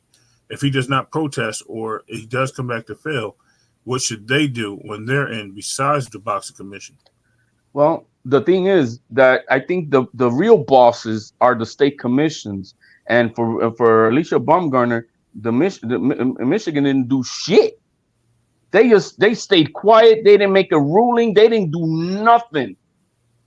So they were paid the fuck off. No, see, the person who did all the adjudication was Mr. Mauricio Suleiman. Like, really? That's bullshit. We need to have an adjudicator, separate from everything, who's gonna then look at the cases and then hey, this is what's gonna happen. But there's not an independent adjudicator in any of these cases, you know, and that's the problem. So the situation, what you're saying is, and you were saying Michigan, any state, any commission, they still have to abide by the law, which is you're innocent until proven guilty. It doesn't matter what your sample says. If you have if you protest that case, you have a right to prove yourself innocent. That's why there was nothing taken into case. What did they do to Keyshawn? It wasn't none of the same thing about it. It was the state commission that said you did and you out. But he said he smoked weed. He accepted that. She didn't accept that. She has. You don't have to. It's tested. You have it in. It's tested in you. The only thing that they said that Marisa Suleiman declared is we're not doing it because we cannot prove that she intentionally took these steroids. She was tested positive, no doubt about it in the test samples, but that we cannot prove that she took it intentionally. And that's how they let her go. Well, okay, that's their ruling. But you said the state. I'm saying the state commission of Texas are the ones who took away his win and made it a no contest and whatever for Keyshawn Davis. Right. You see, and so when the state says this, everybody else got no choice. But in many of these states, if they could get paid off, then hey, it is what it is. Okay. I mean, I think we're just dancing in circles on what we're trying to talk about. And there's no disrespect. I just think we're not getting to the point, but it's all good. We can move on from it. I agree to disagree. All right. So now we're going to segue into what we're going to be talking about tonight. You know what I'm saying? Because this came up last minute. And, you know, just to put my closure on it to say, I'm not done with it. I want to see how it develops, but I'm not going to discount what's been put out so far. Because the reason I'm not going to discount it is because I saw funny stuff as far as I'm concerned in the way Ryan was behaving. I found it, you know what I'm saying, that there's other instances when I spoke earlier, not on this platform, but I've definitely noticed the change in his physique, the change in his voice. You know, I even said it on Mill City, man. HL, you might have been there when I was talking to Zab Judah, and I said, man, it looked like his balls dropped again. You know what I'm saying? Like Ryan Garcia's balls dropping, and like all of a sudden his voice got deep, and then I let it go because I'm like, oh, he's smoking weed. Maybe he's making his voice hoarse. So I've seen different things from Ryan Garcia. Man. When you take steroids for a man, your voice turns girly. Okay, so I never took steroids, so I don't know. But at the end of the day, right? It's combined with a lot of things that have gotten us to this point, to where I'm like, all right, I do need to see more. I want to find out if that's a confirmed result on the test that they said for the second thing that I can't pronounce that you're so good at pronouncing.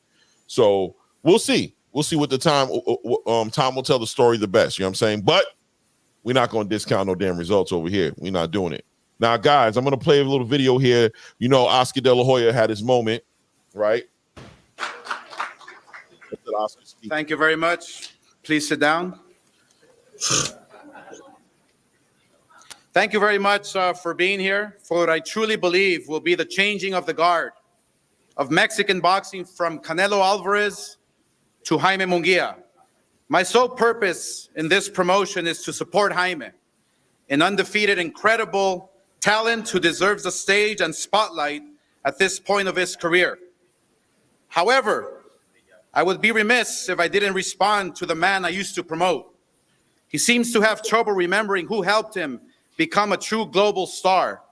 To be clear, I have nothing but respect for Canelo Alvarez as a fighter. His record and abilities speak for themselves. But he has spent much of the last 2 months insulting me rather than promoting this fight. So I'll make it a little bit easier for him. Yes, I have faced a lot of challenges in my life. Yes, I've been to rehab several times. Yes, there were some really low points in my life. And yes, there were times that work was not my priority based on my mental health, which I had neglected for so long. But that doesn't change the fact that Golden Boy built Canelo Alvarez, period. The company you fought under for decades has always had one name, and it's mine. So put some fucking respect on it. As for Jaime, he has always dared to be great, just as he's this Saturday night. And this serves as a bit of a full circle for him. Remember when Jaime was 21 years old, volunteered to step in against Triple G, and Canelo failed 2 drug tests? Though Jaime wasn't allowed to fulfill his dream 2018, on Saturday night, he will do just that. Fulfill his dream and be world champion. Tienen que escribirle lo que tiene que decir este pinche maricón, cabrón. Tú lo escribes, ¿qué lo escribes, pendejo? All right. Ain't allowed to use the Man, I love that Spanish cussing, bro. bro. He ain't allowed to use the N-word in Spanish, bro. You heard it. Yeah, I heard it. So look. At the end of the day, right? Oscar De La Hoya, you know what I mean? Does he have a point? Where do we at with this? Was he out of pocket?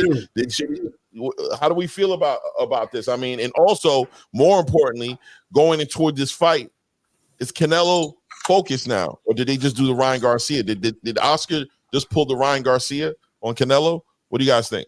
Man, he pulled the B rabbit on him, bro. He didn't he got nothing to say. Yeah, I was on drugs. Yeah, I was on fucking. Now you got nothing to say. Now what you failed 2 times on your test. Like what you got? You know what I mean? He did a B rabbit on Canelo, and Canelo got triggered, bro.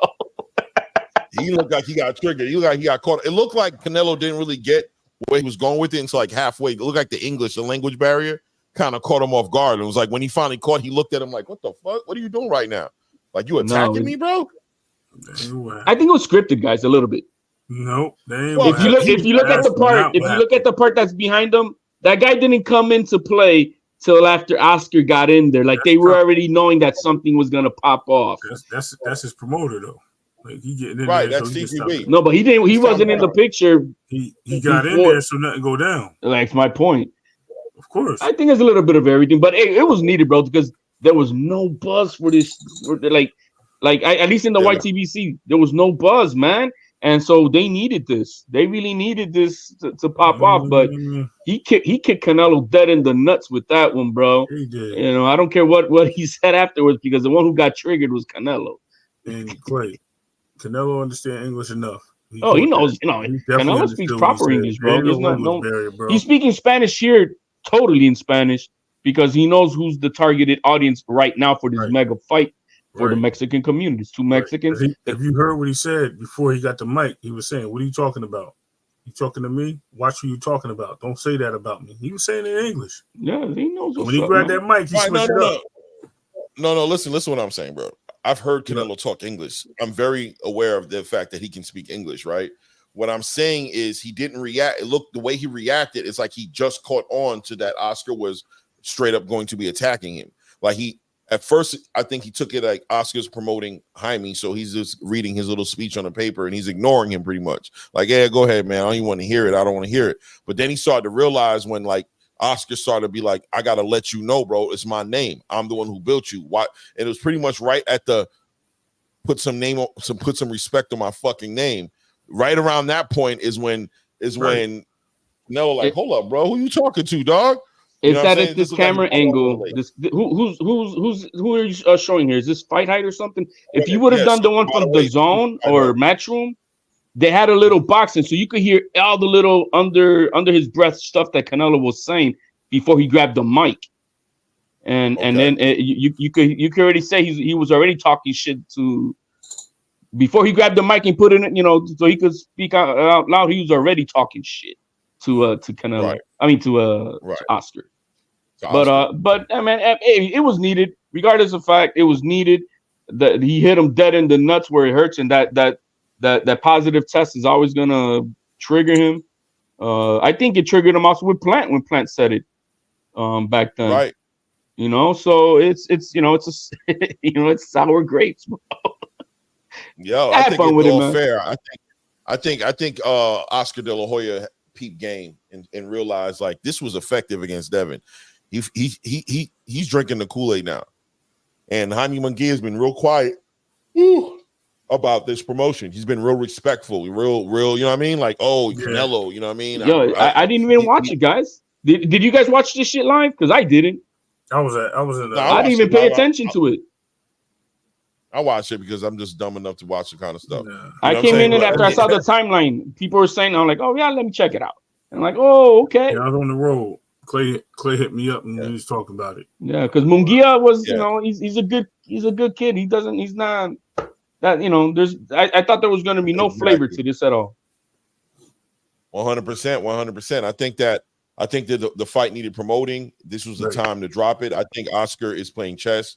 I think Oscar doesn't give a damn what Canelo thinks about him, and he doesn't make him no difference. He's gonna make the money he makes regardless. One thing I've seen about Oscar in the past year is that he's grown into accepting who he is and realizing, like, you guys are never gonna do nothing to really affect me. Like, no matter how you guys talk, like when Ryan was doing all the things he was doing, he was just laughing at Ryan. Like, go ahead, bro. It don't matter, bro. Your next fight's gonna be promoted by me. I'm gonna get the bag I'm supposed to get out of it. We ain't gotta be friends. I'm still gonna get this money. Contracts is already in line. My lawyers already told me I'm good. I don't care. You ain't gotta like me. You know what I'm saying? Yo, but when you wake up in the house that he wakes up in every day, he finally learned, like, ain't nothing gonna bother me, man. And I think he means it. I think he's living that. I think he's living that to the max. Like, where he doesn't care, bro. He went and got his abs done. I remember when he got his abs done, he just told everybody, like, yeah, I got my abs done. I don't give a damn what you know, what you don't think. You can't afford the abs out. These some expensive abs. You know what I'm saying? These abs cost I'm gonna rock these abs. These abs cost a bag. Trust me. We ain't gonna play that game. You know what I'm saying? We ain't gonna act like me spending this money on my abs ain't one of the realest things you ever seen in your life, broke motherfucker. Well, who you talking to? You know what I'm saying? These abs cost a bag, bro. So I think he just really played chess. He's like, I'm gonna poke it bear because he realizes that Canelo Alvarez has such anger towards him. Does not like him, detests him to the point where he's like, you know what? You ain't got to be mad at Jaime Munguia to make a mistake. You just need to be mad. So be mad at me and let's put out the facts. The facts is you popped on steroids, bro. You a dirty fighter. You know what I'm saying? And they made excuses for you and they let you back in the game and they let you do it because you're such a cash cow. But we all know what's going on over here. And we're dealing with Jaime Munguia, the future of Mexico, the real representation of Mexico, the heart. Jaime Munguia would have never turned down a fight with David Benavidez. Jaime Munguia would have never turned down a fight with, you know what I'm saying, with the people you turn down to fight for. So this is something that everybody knows. Everybody's cheering for Jaime Munguia. A lot of people, most people don't think Jaime's going to win, but we all know we want Jaime to win. And he just put it out there. You combine that with all the pressure that Canelo Alvarez has been getting from the actual audience, from the reporters, from the social media, from the boxing space, and how everybody's been feeling about what he's saying. He's constantly been having to deal with this. Every time a mic gets in his face, it doesn't get pulled out of his face without the question coming up about David Benavidez and how he's looking on it. So Oscar just pretty much put the hair that broke the camel's back, in my opinion. You know what I mean? I think it depends on how way you want to look. I don't have no either or. I mean, Benavidez is not going to define this man's career, period. Just like Thurman didn't define Mayweather's career. You know what I mean? He just did it. Right. You know, we're just talking about personal. We're just talking about personal, like ego stuff, right? Like personal to Canelo, stuff. Like how he might feel, like how he feels about it. You know what I'm trying to say? Like not his legacy. It's not going to be affected. That's why he's doing what he's doing. He has people telling him that he understands his legacy is not in danger. You know what I'm saying? He understands that, but at the end of the day, calling somebody a pussy is still calling somebody a pussy. You know what I'm saying? It still hits. It still hits that way. You know what I mean? But my bad. No, but I'm saying this is about throwing Canelo off his game. This is about getting him compromised. This is about giving Jaime Munguia the best opportunity to win this fight. That's what Oscar is concerned with, and I think he accomplished the mission. But you see, what doesn't show on this one is the shit talking that that Oscar told him back when he called him. I don't know if I can say it in Spanish, maricón or whatever. He goes, you a baboso. You know what else he said? He called him baboso. He called him, man, siéntate, güey, pinche baboso, man. He called him a simp, bro. I know what he heard. Yeah. So I'm like, all right, hey, and he stood his ground. He didn't back off. Yeah. He didn't back off. So good for Oscar. I mean, you know, I look when it comes to who's right and who's wrong, and their squabble that they got, because it has everything to do with, you know, the breakup that they had, and they're both right and they're both wrong. You know what I mean? And it's just, you know, it's one of those things. They're never gonna make up. So. No doubt. Yo, salute to 2 Cents Boxing in the building. The Avengers assemble. Let's get it. Let's talk about it. The Avengers assemble. Ryan Garcia and got caught cheating. Oh my God. Cheating, ain't 2 Cents? Man. Frequent flyer coming up, 2 Cents. Ryan Garcia stay bushing and capping, man. I don't want to say I'm not surprised because I am surprised. I never seen Ryan Garcia as a cheater. I didn't think he really needed to cheat to beat Devin Haney. That never even crossed my mind, to be honest with you. This is just a strange turn of events. Boxing world seems to be in shambles right now. I just can't wait to see how it all plays out. I want to see how it all plays out before I really just lay down my 2 cents. I want to see what other information and things come out because he's quote unquote proclaiming his innocence, but we shall see. We shall see. Right. But Clay, I wanted to hop up here real quick and publicly thank you. I received your package today, and just wanted to let you know it will definitely help move the needle. Absolutely. Go. No doubt. I hope it does, man. I really hope it does. Shout out to Ron Coates. I mean, I'm so horrible, bro. RC. Shout out to RC, bro, for the $10. Thank you for supporting the channel, man. I really appreciate you, bro. My bad for putting your government out there, man. I got to get used to this thing, man. I'm horrible at this. So horrible. I apologize, man. If you didn't want your government, I hope they don't come looking for you. But go ahead, 2 cents. I'm sorry. But did somebody just translate what Canelo said? Because I want to know. We might get canceled if we say it. Yeah, do your best translation because at the end of the day, he used some colorful words. What up, HLD? Hey, how we doing, 2 cents? What's up, 2 cents? He used some very colorful words. HLD is our Mexican connection, bro. He got all. But HL, you ain't Mexican, right? Are you Mexican? No. Oh, you Puerto Rican, right? Yeah. Yeah. Oh, I know you man. are.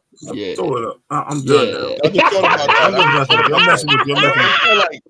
I'm just messing with you, HL, like this dude just called me a Mexican on the internet, bro. No, I didn't say you was Mexican, bro. I'm just kidding at Ray, bro. I want to see what Ray was gonna say. Nah, I know you're a Boricua, bro. I can hear it, bro. Yo, I can hear it, bro. Bro, you from Claymore? Hey, you see, bro. I'm not. You see how I go with Mill Cities with my tias. I don't with Hey, I'm not on code, bro. Ain't none of that bullshit. I call it like I see it. He definitely listen. East Coast Puerto Rican too. I can hear it. I don't know where he at right now. I don't know where he at right now, but I can hear it. Probably in the Let me clean it up. Let me clean it up. Look, he trying to change it up. I gotta clean it up, man. Yo, I can hear it. Yo, HL.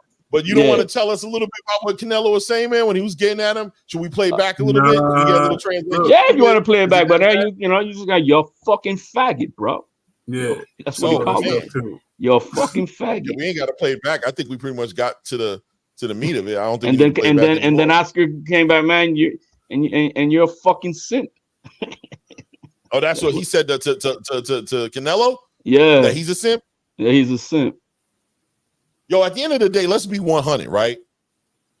Oscar realer than Canelo, bro. I don't care what nobody say, bro. Like Oscar is living a realer life. Like Canelo is still. Like, as far as in boxing, Canelo, does what he does. But at the end of the day, bro, you a child to Oscar, bro.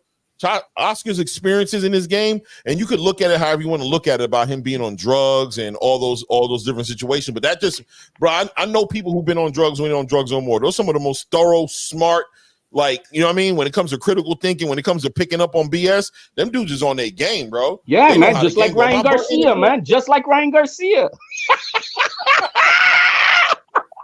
Yo, I can't mess with you right now, Ryan, at least you Hey, Clay, I gotta move around. I'm gonna hop back in the chat though. Okay. Oh, okay. No doubt, 2 cents. At the end of the day, though, at least you admitting that Ryan Garcia, you know what I'm saying? At least you admitting that he's moving the way he's moving. You know what I'm saying? But Clay, we had to get it one way or another. We was gonna get it, right, Ray? Right. He said that he's on cocaine and all that stuff. So I'm like, okay. Now we know who wrote the letter. But yeah, because he put it out there. He putting you out there, Ryan, but he don't care about Ryan like that for real. He really got an issue with Devin. He really got an issue with Bill, not even Devin. So Ryan's gonna be the crash dummy. He gonna use him as a crash dummy. No, I mean Ryan didn't prove anything much about himself last week. He didn't. All he did to me is just expose what Devin Haney was not. But Ryan Garcia is still he's not elite. Let's put it that way. But anyway, but as far as this right here goes, man, Canelo, you say he hasn't lived, but he's been able to manage his private life a lot better than Oscar. Yes. And his connections, more mistakes. Right. You know, his connections in the real world. And bro, you think he's making money here? The money he's making in Mexico with all the gas stations and all the banks and shit, bro. The dude is big. And no Diddy, bro. Yeah, no Diddy, man, no Diddy. But so I mean, you know, maybe he doesn't have to go through what Oscar went through. You know, the guy's been married for how long now, and you don't hear any of those rumblings. You know what I mean, of anything bad from the man. The worst thing that we've heard about him is that he took some diuretics and what is and that he's quote unquote ducking Benavidez. That's oh, and he took a loss to Mayweather. That's about it, man. So I mean, you know, the guy's a good dude. But I'm just saying when it comes to what I'm saying, real, I'm just talking about like experience wise, been through more. Like even though, like you said, he's lived a cleaner life. He's handled his life more privately. You know, I don't mean cleaner like like VADA testing. I'm talking about just he's been a straightforward married man. Quiet. You only hear about him when he got a fight coming up. He stays out the way. But Oscar's made so many mistakes and lived such a public life and done so many crazy things. He's just a faster thinker, in my opinion. You know what I'm saying? He's just a faster. Well, you gotta when you're in that world, it's like anybody from the streets, man. You know how to smell the bullshit immediately, and you know what the play is before it even happens because you already been in it. And if you take a suburb kid, you know you're gonna sucker him real quick. You know what I mean? Because they don't see it coming. And so in that respect, I do understand what you're saying. Right. So I think when it comes to situations like this, where he comes up on the podium and he does what he does, he's more in his element. And Canelo's more like Canelo's like, yo, watch how he talks to me. Canelo just want to take it back to some like fight and street. And well, the other thing he was telling him, man, that you didn't write that shit. You didn't write that. You had one of your pendejos write that for you. You don't know how to write. That's a fact. And I bet you Oscar admitted, like, yeah, so. Like, no. Oscar, you see, in this clip, you can hear it in the zone one. You see Oscar saying, "Yeah, yo lo escribí, pendejo." You know, he told me, "I wrote it." He said what? I wrote it. Okay. You know, so I mean, but that's why you couldn't really hear all the little under breath stuff in this clip. But in the zone one, you could catch it. It is what it is. But they needed this, bro. I mean, regardless of the fact they needed it, is it going to change the outcome of the fight on Saturday? You know,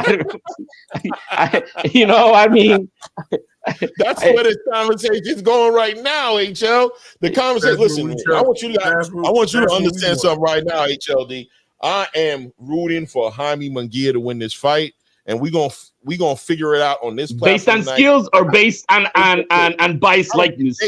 I don't care. I don't care if he got to bite that motherfucker. I don't care. I don't care what he got to do. You hear me? I don't give a damn. You know what I'm saying? We talking about reckless. I want this dude to win, bro. He need to win, bro. You know what I'm saying? Like, I need this dude to really dethrone this dude, bro. You know what I'm saying? That's all it comes down to. I don't care what he do, bro. Guard your neck, protect your neck, man. How's Jaime Munguia win this damn fight, bro? Man, he's got to do all the ifs that we've never seen him do before, and that's the problem. You know, he's so many ifs, and I just, you know, he can he fight disciplined for 12 rounds? Can he fight similar to a Bivol for 12 rounds and not get engaged and caught up? Can he do that? I've never seen him do that. You know, I've never seen Canelo. I mean, I've seen Canelo wobbled once versus Cotto, his brother. That was what, 15 years ago? I mean, like, I don't see it, man, and that's the problem. And I don't have a horse in the race. I like Canelo when he started speaking English. That English, you know, pay. From that, I started liking him as a fanfare. Like, okay, I like this shit talking Canelo. That's fun. But and I respected his accomplishments, but I wasn't like, oh my God, Canelo. I wasn't. It wasn't like that for me. I think that Freddie wrote, and you know, that being said, you know what I'm saying? Actually, I can go ahead and tap into the other part of the conversation that I wanted to tap into, which was Freddie Roach had a nice little interview, and I really thought it was a nice little interview because Freddie usually don't give the greatest interview. Freddie don't Poor usually guy, get man, rid of and the way he is conditionally, bro, even less. Exactly. But he actually was very, you know what I mean? He was very let me see, Freddie Roach. What does this say right here? Rips Canelo. Freddie Roach rips Canelo. You know what I'm saying? And listen, man, Freddie Roach is very confident. He's very confident in Jaime Munguia's even hiring ability freelance tax to give this experts guy on real problems. Fiverr. You know what I'm saying? Hey, He's really confident. imagine if the Ryan Garcia news came out before the press conference today. Oh But man, it would have took over the whole press conference. it would, Because this fight already has no life behind it. You know what I'm saying? So you would have had Oscar De La Hoya up there answering questions to the point he'd have been like, "Yo, we here to promote a fight." And I'm like, "We don't give a damn, man. Your boy is hot. Your boy is hot We've right seen now." upsets recently in Ryan Garcia versus Devin Haney. Why is Jaime capable of getting an upset against Canelo this weekend? He's capable. He's a good boxer. He works hard. He follows the game plan that I set out for him, and he listens very well. He's really attentive, and he tries every day to get better, and tries every day. And he's at some point in training camp he'll get there, and he's already there right now. And we have maybe one more workout day, and then it's it. We're ready. Yeah. A lot of people bring up the defense of Munguia, and others have said you laugh, but like, yeah, people bring it up like, hey, this guy's there for Canelo to counter all night. I don't think that's true, but the thing is, Canelo, I think he has a poor defense with his keeping his right hand low, because his left hook always ends up down by his ass, and he gets hit. And when he goes down, it's usually by a left hook. And now, pause. I don't want to just play this whole thing through. Now, first of all, I don't know that Canelo's ever been down. You know what I'm saying? But you know what I'm saying? Has he been down? We were talking about that earlier today, and I don't think he's ever been down. But I'll say this: I do think he does. You know what I'm saying? Hold his right hand a little. He gets a little loose sometimes when in the exchanges. You know what I'm saying? What do you guys think? Am I crazy? I mean, the guy had almost 90 fights, bro. I'm pretty sure he touched the canvas at one point. I just don't remember it. I haven't seen. I've only seen. I Canelo, haven't seen him. Yeah, I've only seen Canelo wobbled once and everything, and I've looked. I don't remember recall. I've looked. I don't recall, but So Charles Edwards says. Charles said, "Nah." He said, "Down with the hook." What is so? HLD Ray Davis, help me out a little bit. So, nah, down with the hook. What does that mean? Down with the I don't hook. know if he was talking about because they were talking about Munguia's defense. So was it Munguia who got knocked down by the hook, and that's what they were working on? And maybe that's where we kind of lost because I've never seen Canelo down. I've seen Munguia down. Talking about, is that what it is? Okay, I think he's talking about Munguia because they were talking about the defense. his right hand low, because his left hook always ends up down by his ass, and he gets hit. And when he goes down, it's usually by a left hook. And my guy throws a great left hook. And yo, man, he doesn't know what fighter he's fighting, bro. This you talking about Ryan and Devin, bro. No, he's not. I think he is talking about Canelo, but what I was thinking also that he could have been talking about sparring partners from Munguia a little bit, but I don't think that's what it is. I think he's talking about Canelo. But look, at the end of the day, right? At the end of the day, with Freddie Roach, and I don't know, bro, because he has such a he got like a boxing mind, right? But then when you see certain videos like this, you see him kind of like having a hard time focusing. You're wondering, how does that translate in a training camp? You know what I'm saying? Like, how does that translate in the camp with his fighters? Is he just sharp in the gym and he's just not sharp everywhere else? Is that what it is, or do you think he's the same way in the gym? He's had so many trainers, man. It's just. It's hard to say because he's had what, like three trainers in the past 5 years now or so, maybe less. So okay. I don't know, man. I don't know if the guy has the discipline to do it. Look, let me put it this way: I never had any high hopes for Munguia. The guy's 43-0. he was on his way to break Floyd Mayweather's record fighting tomato cans. So, like, you know, how good is he? I'm just keeping it a buck. I have what I do see from the young man is he's a warrior.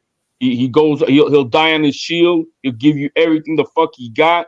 You know, he's 27 years old. You know, he's hitting his prime, and his Mexican pride is every bit as prideful as Canelo's, and that's what he's bringing into this fucking fight. And we're gonna see the will of attrition. Who's gonna want it fucking more? And we'll see. Well, yeah, we definitely will see. I think the youth, I think the pressure, his volume punching. Canelo likes to slow the fight down, right? He doesn't like to a high paced fight too much. Munguia loves that kind of fight. So if Munguia is able to keep this fight in his space where he's comfortable, where he's letting go of punches and bunches, and he's also establishing a distance. You said something earlier that I thought was real significant as far as that Bivol energy, right? Like he can never be Bivol, but he can capture some Bivol energy. I've seen him do Bivol like things, like especially in the John Ryder fight. He was carrying some Bivol energy. He still got caught up though in those melees. He still did that, but he had his moments in there where he was able to keep that distance, where he thought you could see it happening. Like he got into the melee and he was like, nope, I'm gonna back up off this dude and I'm gonna establish this distance again and give myself an opportunity to hit him with something with a combination of punches from a distance that I could set up.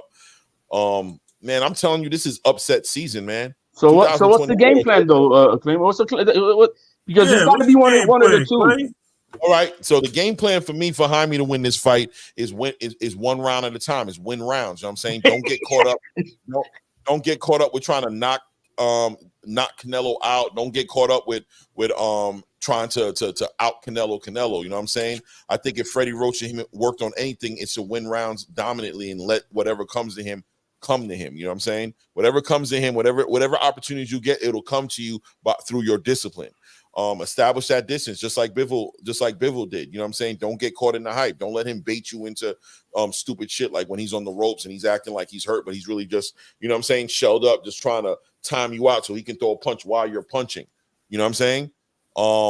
I think that's the game. Frustrate Canelo. Make Canelo a little upset that you're not giving him the fight because he gets frustrated. It's hard to do, though. Duh. But hold on. This is what I'm gonna give you the Rick Timms. Okay. How you do it? That's what he do. He's like, you crazy. Yeah, you crazy, Clay. I don't even know why you even think. I don't even know why you entertaining that, bro. Why you entertaining that? No, you're missing. Down goes Munguia with a body shot. Down goes Munguia with a body shot. Bro, he gonna drop that dude, bro. It's by a body shot, you say, Ray? Body shot. Canelo gonna hurt that boy. Okay, now he's gonna hurt him. Bro. Is that look, the thing is, Glenn, what style of fight is he gonna fight? Because is he gonna can he maintain the 60 punches around versus Canelo? Or is he gonna have to slow himself down to be like a Bivol and know when to get them shots and then know when to go in and out? It's just right. This is not the young man's style. No, it's not. It's not. But you asked me how's he gonna do this? What does he have to do to win? So I'm speaking on what he had. First of all, I've already gone on record. Canelo, I already think Canelo's gonna win the fight. I'm not stupid. So when I'm sitting here rooting for Munguia, I'm not rooting for him saying that he's going to win this fight. Like, I'm just telling you, I want him to win this fight. You asking me how does he win this fight?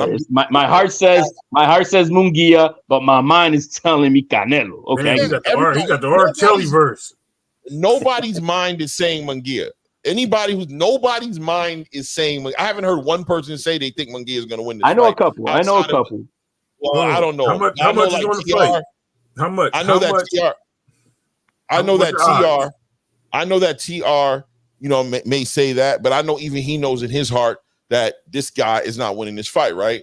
But if you're asking me what he has to do to win this fight, I think he has the physical ability to win this fight if he changes. I remember when Fundora and Tim Tszyu was getting ready to fight, everybody was like, "Oh, Fundora only fights this one way, and he's just going to end up getting caught because the way he fights is just not going to work." But what did Fundora do? He changed his whole shit up. He fought differently the whole entire fight, where people thought he wasn't going to be able to do it.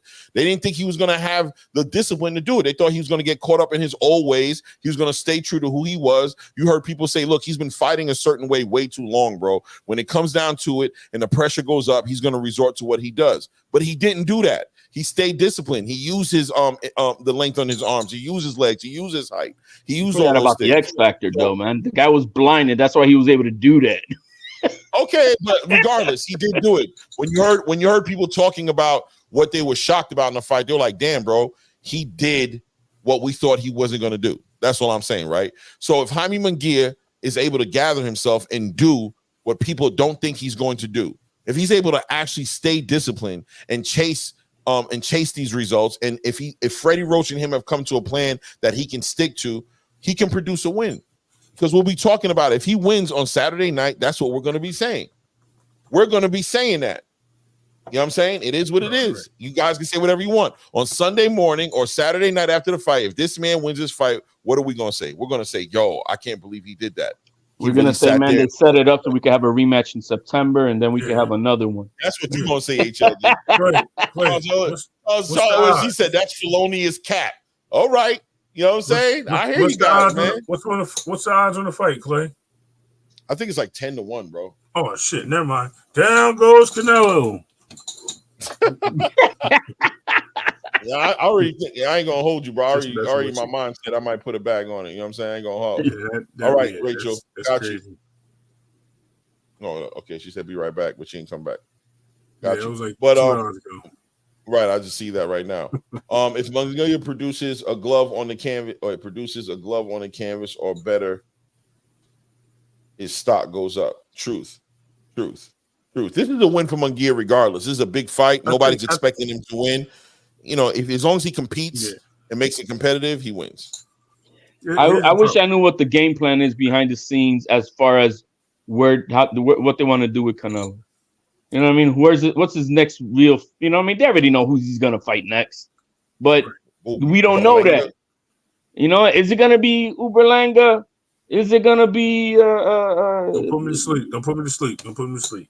You know, I mean, don't put me to sleep on that one. Is he gonna really wear the silk pajamas? Right? Ain't like, man, cruise it out. He's got names he could fight to make another $200 million. He could end up fighting Uberlanga. He could fight Munguia on a rematch if he does something crazy on Saturday and they have a rematch. Then Uberlanga, then maybe Charlo, and then I retired. What if he fights Oscar? Oscar at 154, man. Nah, Canelo's either gonna fight Berlanga or he's gonna fight They talking about Caleb Plant, bro. They're trying to put him back in the ring with Caleb Plant. Yeah, those fights, shit like that, it's just gonna annoy me. I was thinking more like a Christian and Billy, you know what I'm saying? Like something like that. That's like a bad matchup. I mean, I don't know if it's a bad, but I know it ain't gonna be who it ain't gonna be. It ain't gonna be David Morrell, it ain't gonna be David Benavidez, it ain't gonna be nobody who we want to see him fight. And those two guys already moved up to 175. Right. Yeah, but they'll come back for him, even though they shouldn't, but they come back for him. They come right back for him. Oh, maybe David Morrell, but I don't think Benavidez is like, bro, this dude been wasting my time too long. I'm out. And he's got a big bag. If imagine him against the winner of Bivol and Better Beef, that's going to be a big bag in Saudi Arabia, man. No, that's what I think he should do. That's what I'm hoping he does. But let me tell you right now, if Turkey gets involved in the conversation of them fighting in that, his bag is just as big or bigger against Canelo Alvarez, because the world wants to see him fight Canelo. You know what I'm saying? So if Turkey get involved in it, like bring that, because this fight right here is a one and done between him and PBC, if I'm correct, right? This is a one and done. This guy, we coming back to the table to renegotiate a new contract. If we're going to renegotiate one, he's outside. Turkey, you know, listen, he's out. Turkey's a shark, bro. He see Canelo floating out in the water all by himself, he gonna go grab him. You know what I'm saying? And Benavidez has got one. This next fight is his last fight under the PBC on his contract. So maybe he'll wait till that happens, and then he'll snag. Then the Saudi's gonna pick both of them up. No, Matchroom. Well, Matchroom. Matchroom about to steal the show, man. Listen. I hate to say it. I know people ain't up on Eddie Hearn. Eddie Hearn about to lock in a lot of fighters. Y'all gonna see. Oh, Latoya my top dog. words. Latoya Top Dog is doing extra cap in the chat right now. What they got going on? She's saying Ryan didn't test positive. He said Ryan didn't test dirty. Now all of a sudden the allegations come out after Haney lose. That's when the allegations come out, Latoya. They come out after the fight. What are you talking about? Oh shit! President Trump announced that they're doing a witch hunt on Ryan Garcia too. No, he did he? No, I'm joking. Oh, I'm about to like, yo, this right here, this right here. Oh my god, bro. I'm telling you, bro. I'm sitting here like, what? No, bro, this is too much. This is too much. Everybody got to relax, bro. Everybody got to relax. This is not that serious, bro. This just can't be that serious. Oh, all right. You got me on that one. I'm like, what? Can you imagine? Bro? Can you imagine? Yeah, it's just boxing, Trump. It's just boxing. Stay out of it, bro. It's just boxing, bro. Let that man get his lumps. That man about to get up and say, this is a conspiracy. They coming to a witch hunt for Ryan Garcia. Man, listen. Stop it, man. Bill paid ESPN Money Talks. Latoya over here trolling in the chat. Latoya trolling in the chat. Who the fuck is that guy? Yo, Devin will beat. Okay. Nah, listen, they just trying to bait. They're just trying to bait us into the Latoya, conversation. I hear you. You're right. Yeah, she's just Loma's old and had lost on his records. It's all good. It's all good. But so yeah, man. Look, I mean, for my credibility, I'm not going to throw my credibility away. I have no reason to believe that Jaime Munguia is going to win this fight. You know what I'm saying? That's me being serious. You know what I'm saying? I am rooting for Jaime. I want Jaime to win. Like I said, when you asked me how's he going to do, I said by any means necessary. I don't give a damn if he bite that motherfucker because I think he might have to bite him to beat him. You know what I'm saying? I don't know what he's going to have to do to get that win, but I hope him and Freddie come up with something crazy. I hope that it just works. I hope he gets, if it's a one shot it takes, if he's getting his ass whooped the whole fight and he just hits him with that one shot and clips him, I'm down. Go ahead. What can Canelo do for you in this fight that'll tell you, okay, man, I gotta give you some respect? Does he gotta beat him like the Gotti beat down or something or what? No, he gets all the respect. If Canelo gets all the, like, genuinely speaking, no jokes, he gets all the respect. That man is a beast. You know what I'm saying? That's a fact. I'm really just butthurt about how he's handled this David Benavidez situation. I wanted to see that fight, and I didn't like the excuses. I didn't like the $150 million that he asked for, or the $200 million. I didn't like the 25-pound little crybaby thing he did. Oh, but all that was fake stuff. I didn't care. The real stuff is why did Benavidez, and Marco was on here the other day. I wanted to cook his ass. Why ain't nobody saying why did Benavidez 2 weeks prior to March, when Mauricio Suleiman was gonna mandate him to be the mandatory to Canelo Alvarez, that he decided to not take the mandatory 2 weeks prior to March and go into negotiations with this 175-pounder? Why did he duck the smoke to do that? That made no damn sense. That's to the me fact. It did. To me, it did because they commented on it. Jose Sr. commented on the fact that that the WBC wasn't holding Canelo to the fire like that. That they had said, he brought that up, that they had said that they were going to make David the mandatory, and the reason they bounced and went to 175s is because Suleiman reneged on what he said he was going to do. That he didn't do it, and they were tired of waiting around, and he wouldn't confirm to them that he would do it. When they kept pressing him, like, "Yo, what's up? I thought you said you was doing that." He kept giving them a hold up. I wanted to cook Marco. Yeah, he's like, hold up, I'm gonna do it. Just give me a minute. And they're like, yo, hold up, bro. You've been asking for a minute forever, bro. You already said to everybody that you're gonna hold this dude to the fire and that you're gonna, you know what I'm saying, hold him to the mandatory. So what are you holding on? And he kept giving him air. We know why he kept giving him hot air. He was giving it to him because they didn't want to piss off Canelo and mess up the bag. They were trying to get Canelo to cooperate. That's what he said. Because the fact is, that's what Jose said. It was announced like in February that Mauricio said he announced that he was gonna make David Benavidez in March, the mandated man, not mandatory, but mandated. And then he was also then went on TBV, and Marco, I think, was there too. That's why I'm like, man, why is he saying that? Not saying that. Yo, Mauricio Suleiman explained 2 weeks prior for them to wanting to go into a March so that he could make him the mandatory. They told him, they decided that we're going into negotiations to fight with this guy at 175, and so there was then no reason to do the mandated. Why did they do that? That's what I'm trying to. Doesn't make sense. Honestly, my personal opinion, I just think they don't believe these people. I think I think he believes that Canelo is cherished by the WBC, bro, and that no matter what they promise they're gonna do, if Canelo doesn't agree to it, they don't believe that they're going to enforce it.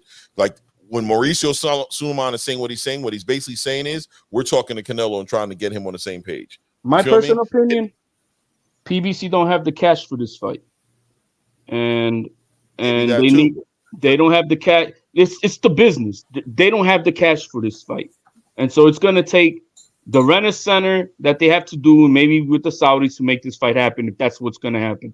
Because I don't think that they have the money for it. They never offered the fight officially to Canelo. They never said, here's so much money for it. They never did. And I think it's because they don't have the cash for it. I mean, look at the promotion they did for this fight. Hitting a couple of piñatas. That's what they did for a promotion for this Canelo Alvarez fight. So I really think that the money is not there for them to secure this fight. I mean, I'm sure it's a little bit of everything, you know what I'm saying? But what I believe, though, at the end of the day, is one thing's for sure. I'm not feeding into or believing that David Benavidez somehow doesn't want this fight. I just don't believe that, bro. I believe he wants this fight more than anything. Behind the scenes. Yeah, I believe he wants. If this fight's not happening, I don't believe it has anything to do with David Benavidez not wanting to fight. It could be a million things. It could be the PBC not having the money to put into it. It could be Canelo. I'll entertain Canelo not wanting to fight before I'll entertain David Benavidez not wanting to fight. That man has not shown me nothing for me to see him be like, yo, David don't really want to fight. Because every time I hear that even on Ring IQ, shout out to them dudes over there. Shout out to Jules over there, man. That's another great channel. Even his arguments trying to basically paint the picture that David Benavidez is like, if he really wanted to fight, what he would do is this, that, the other thing. Nah, some people just get tired of having to jump through hoops, bro. You get frustrated, you know what I'm saying? Where it's like, damn, I got to do everything. David Benavidez even said, I'll give him the rehydration clause. He's even said that. Like, I'll give him the rehydration clause. Like, he's tried his best to try to get this fight to happen. He was talking nice in the beginning, then he started talking bad later. And what do people say? Oh, the reason he's not getting a fight is because he's not talking to Canelo nice. Like, you get tired of having to jump. You get tired of having to jump through hoops where it looks like everybody just has the back of this one dude, and you just are not bending the knee deep enough into the dirt to get an opportunity to whoop this guy's ass. So after a while, once Turkey Al-Sheikh gets involved in the conversation and says, look, bro, there's opportunities at 175 for you. And as far as money and as far as legacy, undisputed champion, I put you right inside of championship fights. I can get a lot of things done for you. After a while, you start to look at Canelo like, bro, do I need to eat shit for somebody who's going to make me eat shit and probably by the end of me eating the shit still be like, nah, I'm straight. You just get tired of it and you walk away from the whole situation like, I'm not down for it. That's how I think it's going down. I think it's just all about money for both sides. The money's 100%. I think it's just money. I mean, if the money's there, you're gonna make the fight. Period. I think if the money's there, they'll make the fight, one way or the other.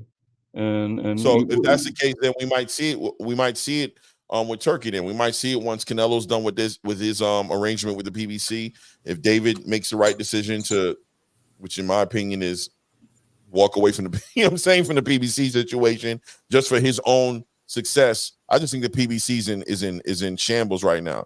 I think there's a lot going on over there. You can't put your finger on what's going on, and you can't bet your career on them getting it together right now. Not when you have another offer on the table, potential Turkey, Matchroom, people who could really help push your career. You can't just be loyal to an idea at this point. You got to be loyal to results. Absolutely, you know I agree. I agree with that. Hey man, that's all I got, guys. Man, oh, you running, bro? We was about to debate, bro. Come on. I'm just messing with you. We'll have a day for that, man. I promise you that, man. I'm always up for it, man. HLD. In all realness, I just be trying to pull your collar, bro. I just be trying to mess with you. Hey, man. You know what I mean? It's all good, man. It's all good up here, bro. It's all good, bro. Hey, my people, hit the like, hit the subscribe.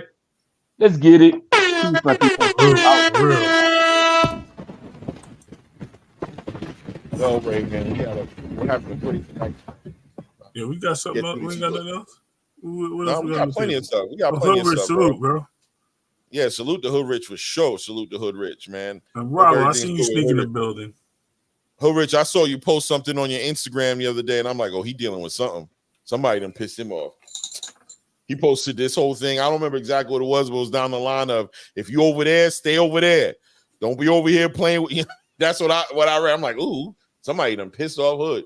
Rollo Green said, nah, I don't know who you talking about. It was definitely somebody. It didn't sound like it had anything to do with boxing. Let me see. Rollo Green says the monster beat Fulton. Who would you like for him to fight? Name me 2 fights he could have made, but didn't. He's talking to somebody about something. Yeah, I know it wasn't about boxing, Rich. I just said it. I read it. I knew it wasn't about boxing, but I knew Rich just put out that statement, like, you know, just to make it clear. Just to make it clear. If it's never been clear before, don't come over here if you over there. Don't come over here if you over there. Stay over there. Church. You weirdo. I'm talking boxing, you and your feelings. Who got you in your feelings, Rollo Green? Rollo don't come on the panel no more. He just try to roast everybody in the chat.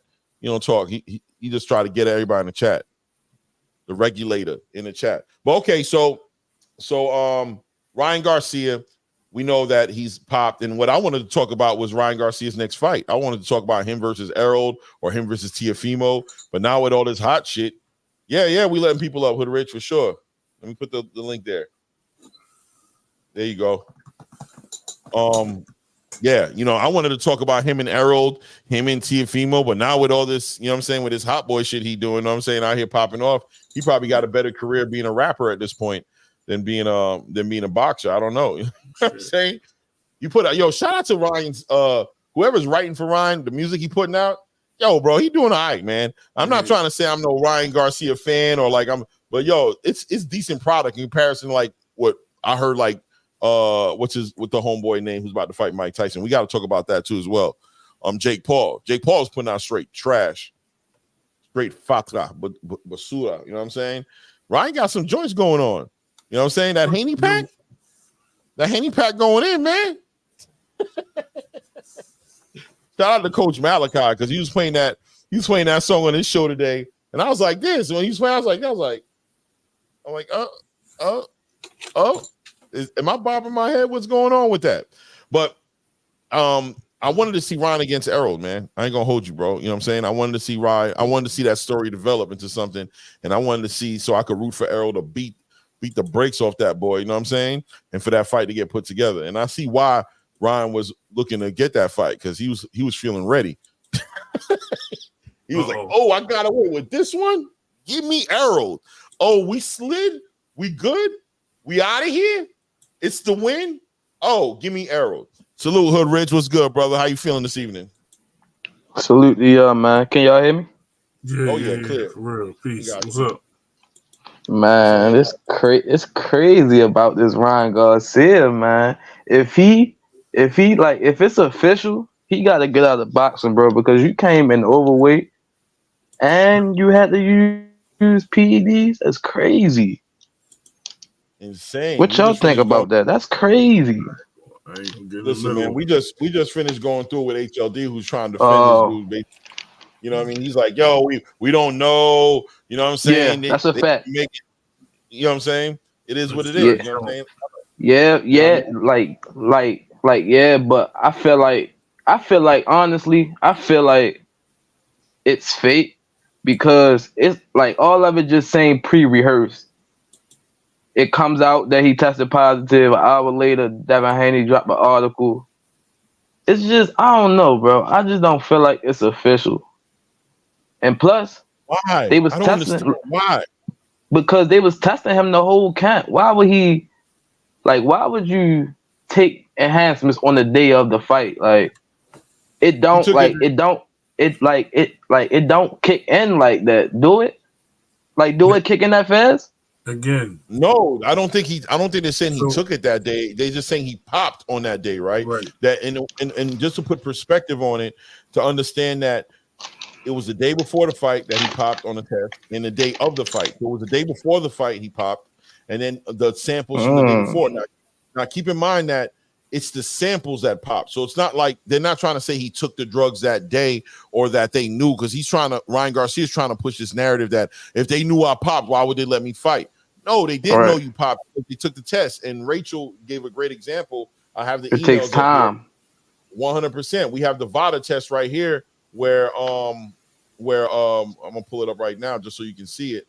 where it shows that they collected a test from Ryan on February 26, 2024, but VADA sent him the letter on March 14th, 2024 to let him know that he was negative, that the results were negative on the test from VADA. So that's just showing you that VADA takes like a week or two, you know what I'm saying? To get the results together before they send them in.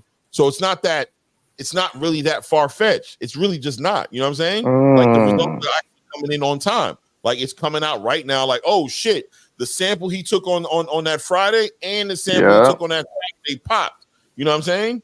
Now the heat is on him, but he wants to paint the picture like, oh, they would have been knowing it while stopping. So it's but I agree with everybody as far as I'm willing to wait for more information. Yeah, like it's like it's 50-50. Like I don't believe it, but then like it like everything everything add up. Like the timestamps it add up, but it's just crazy that it just came out today though. Like I don't know, it's just crazy. Like it came out of nowhere. Like out of nowhere. Look, don't it always come out of nowhere? Don't it just always come out of nowhere? Like all of a sudden it's like what? Like it never just. I don't know. Like when's the right time? When should it have come out? Like it's gonna come out when it come out. When we get the results, we gonna hit the block with it. You know what I'm saying? Like boom, this is what it is. Why are you waiting till now? What makes you think I'm waiting till now? Well, like maybe they could put the letter out. You know what I'm saying? To show when they got the letter and showing the results. If the letter says May 1st, then they put it out as fast as they could put it out from when they got it. So wow, I'm shocked. I'm shocked though, honestly, because he was talking. And then another thing, like he was talking like it was like God did. Like you feel me? Like he was talking like that part. It was crazy. All God. You feel me? Like that. Yeah, that's the crazy part. Like if it's true, man, he gonna have to get up out of boxing. Like he gonna be forever a cheat. Like forever. Cause my bad. Go ahead. Go ahead, right? I really want to interrupt. You good? Go ahead. I want to say real quick. What we're missing is there's the point of him either smoking weed, doing other things that could have masked what he was doing while he was testing. Exactly. Now, when he got to New York, we know that weed is not illegal. Or no, it is illegal in New York, but it's not. New York. Oh no, it's not. You're right, because they had the smoke shops. Yeah. You're right. I have been in New York, so it's not. So he could have been. You know what I mean? He's not going to get tested for that there, and it's not going to have any ramifications in the fight. So if he messed up because he was still pumping the juice up, guess what that does? Now that you know what I mean, maybe he stopped doing weed or whatever for a day or two. Here you go. Now this drug is now not being masked and pop, and that happens a lot. That's true. Yeah. Now look, right, Hood Rich, look at this letter right here. I'm just want to show you. This is the VADA letter that Ryan Garcia had put out back on March 14th, right? Now, when you look on this letter, well, this was actually April 14th. He put this out, but he put this one. Right, but this is the actual VADA letter that he got shown that he was clean, right? Like Latoya said, he was getting tested all throughout camp, right, Latoya? So here's a letter right here that if you look on here, it says athlete name Ryan Garcia, and you see the collection date, right? The collection date, it says February 26, 2024, right? That's when the samples were collected. Do y'all see that? Yeah, I see it. Oh, I see it earlier. Right in the middle. Yeah, right there in the middle of the screen, right? Now, if you look up to the top left corner, when is the letter dated? March 14th, 2024. So that was the last test before the test he popped positive? Right. You know what I'm saying? That was one of the VADA does random testing, right? But you see how long it takes for VADA to get you the results. Look when the letter came in. The letter came in a whole month later. Right. Yeah. Well, yeah, damn near, right? Like 3 weeks. We be honest. Well, no, February is a short month. So that's about 2 weeks, like maybe like 16, 17 days, right? So yeah. So it makes sense that when was the fight with Devin Haney? April 20th, right? About right time. Yep, it's spot on. It's spot on. Boom. It's spot on. So it's not crazy, but it could still be. I'm not saying we know these systems are corrupt and things can happen. But I'm just saying it's not as far-fetched as everybody wants to make it. You know what I'm saying? It's not that hard to believe. Like, it's actually right on point. It's right on time. You know what I mean? Salute, frequent. Salute, y'all. What up? Okay, so you changed your name back. Frequency? Wait. Where the hood is going? I got another question for y'all, man. All right, so say if he did positive, right? Would y'all like a rematch? And like, would y'all like? Can y'all unsee what happened? Like, what transpired? I'm gonna tell you like this: if I'm Devin, if I'm on that Haney team, if we are gonna, because I could tell you right now, we don't need to do no rematch no more because you a cheat. You know what I mean? Facts. We don't need to do it no more. That's number you feel one. me? We don't need to do it. But if we are gonna do it, we gonna do it at 140, bro. You gonna lose it. You gonna cut that weight, or we. Yeah. You know what I'm saying? You saying lower than that? 138 catch weight. Ooh. Punk that shit. Yeah, you Yup. gonna break. Because if I'm a drain, you gonna drain. Now we really gonna see what's going Ray, on. I see you, Ray. I see you, Ray. Make that nigga make homeboy come down. 138 catch weight. No, but this is what I want to know though, y'all. That's crazy. If it do stand that he popped dirty, do he get to keep that 12 mil that he won off the bet? The fight happened. Yeah, that's crazy. But that's crazy if a fighter could just do that. You know what I'm saying? You can bet crazy on yourself and just take PEDs because it ain't going to pop until after you already get the money. Right. That's crazy. I mean, ultimately, frequently, you did hear me say that there's going to be something that comes back in the test result, right? Next day. Did you not? I can't remember. I got amnesia, bro. Yeah, I know you do. You act like I said the same thing, though, Drew. I ain't gonna lie. I don't remember, but I do. I feel like I remember you saying. No, I'm not saying you didn't. I'm saying I don't remember it like that, but I think I do remember you saying something that that would be funny if something popped up, right? But I'm not too sure if you were like predicting or just kind of like saying it, but it wasn't far fetched. I don't remember that. I don't remember that, Clay. But we do remember when he said he want to see Hanos get clipped by Ryan. Hey, Clay, put him in the back room. Put him in the back room. I ain't gonna lie. Last night I seen a lot of what was they saying? Was it saying rest in peace to the Hanos? Like I seen a lot of end of the day, this pop back up. And then today, this pop up. I don't know, man. No, Hood Rich, but you know what they was doing? These channels, they was blocking all of us, bro. They block us so we can't go in the chat. We can't get on the panel, and then they be like, "Where the Hanos clan at? They ain't clicking the link. They won't come that's how they no play. More. But you blocked everybody, bro. Yeah, it be like that. That's how they play out here. That's how they playing out here. Like that sometimes. Yeah. Man, look. At the end of the day, man. Just kind of getting back to what you said. What I'd want to see. He don't need to fight that dude if that's the case. Nope. If anything, I'd be campaigning to get him out of boxing. If I was Bill, I'd be using my mouth to campaign on every soapbox that there is. Get this guy out of boxing. He almost killed my son. You know what I'm saying? He's on a PED. My son had to cut weight to make that weight. He had a hard weight cut. He didn't even come in on weight. Now he's on PEDs. My son had to show heart and show who he was. You know what I'm saying? In this fight, and he's the real soldier in this game. I'd go right past him. I'd be done with Ryan Garcia, bro. You be writing the paperwork for Bill Haney? That sounds like something Bill would say.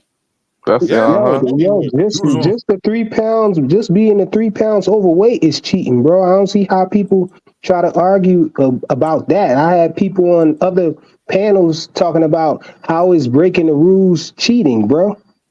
That's like the definition of cheating. What cheating is, breaking the rules. Right. I mean, listen, because what everybody's going to hang their hat on whenever this conversation comes up is the fact that Devin signed the paperwork, right? He agreed to the new terms and conditions, right? So once he did that, it's a new fight, it's a new negotiation, it's a new contract. There is no cheating at that point with the negotiations. But so what we're talking about is moral victories at this point, right? We're talking about right and wrong because we understand that there's a good chance, if not pretty much 100%, 99.9% chance that Ryan Garcia did this whole shit on purpose. It wasn't by accident. It wasn't he just didn't make, oh man, I missed the weight. No, he planned on doing this. It was strategy. And if you're using that for strategy, it's not honorable. You know what I'm saying? Because you can't take back what Devin had to do to make that weight, to hit 140. He had to make that weight. If you would have told Devin, like, yo, let's do a catch weight fight, he would have been like, all right, let's do the catch weight, no title on the line. I'll meet you at 143, 144. We can make the fight happen. You purposefully did your thing on the side and waited to the last minute to to bust up on the scale and be at 143.2, knowing that Devin was gonna, you know what I'm saying, do everything he had to do to keep his WBC title, and knowing that he was going to stay inside, you know, stay towards his honor and make that weight, and you knew he was going to be drained. And then if you did this PD thing, you also knew that you was going to be strong as hell, and probably understood, let's be honest, when you're doing all them PDs and everything like that, you probably don't want to get caught up on no crazy weight cut. You know what I'm saying?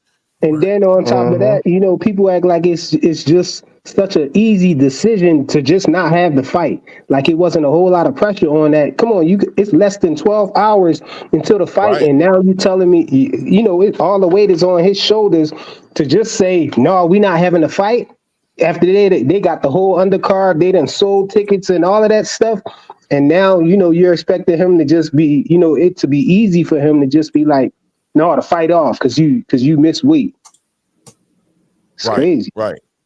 Yeah, people don't understand that. Like EA Lop. Yeah, bro, receiving 1.5 million for the 3 pounds wasn't cheating. I hear what you're saying, right? But you're talking about Devin Haney making lemonade out of the lemons he was given, right? So yeah, give me my 1.5 million because you didn't make the weight. Right. And what you're basically saying is officially on paper, it's not cheating because Devin, like I said earlier, Devin did sign the paperwork saying, let's go ahead and fight under the conditions that we're in right now.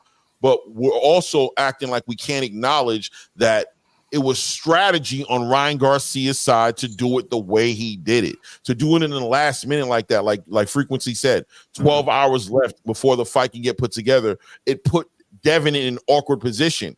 And everybody in this for money. So not only was he at risk of ruining the event, but he was also at risk of losing out on the money that he was probably going to make on the fight. The whole building sold out. They were expecting the pay-per-views to come in a certain way. He's expecting to make over $30 million on this fight. He's not just going to walk away from that easily. And Ryan played on that. He understood that as well, that Devin wouldn't have done that.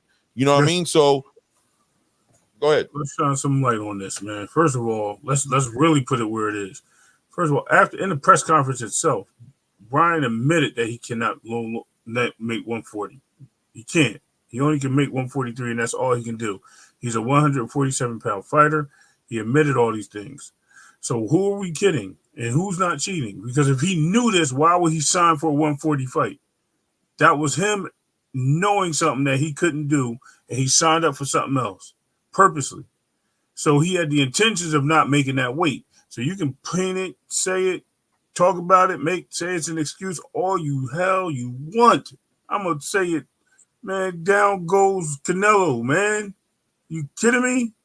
I'm going to stop saying that. Wait, you said the wrong person. You said Canelo, bro. I know what I said, man. Calm down. I'm just having fun because that's what I was saying earlier. Frequent, calm down. Anyway, on some real strength, though, all that stuff that Ryan said is all facts. He knew he couldn't make all that. He knew he was coming in there with an advantage. He knew this guy was going to shrink himself down to try to do everything he can to make the weight.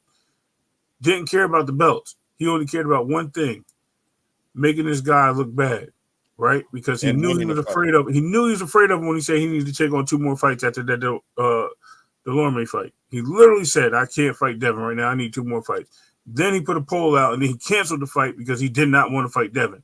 When he was left with no other choice, because Ryan said Golden Boy said he wanted that fight, they made that fight happen, right? Ryan did everything in his power to make the advantage, and I wouldn't be surprised if he did them damn steroids or something else to keep his ass active and on par.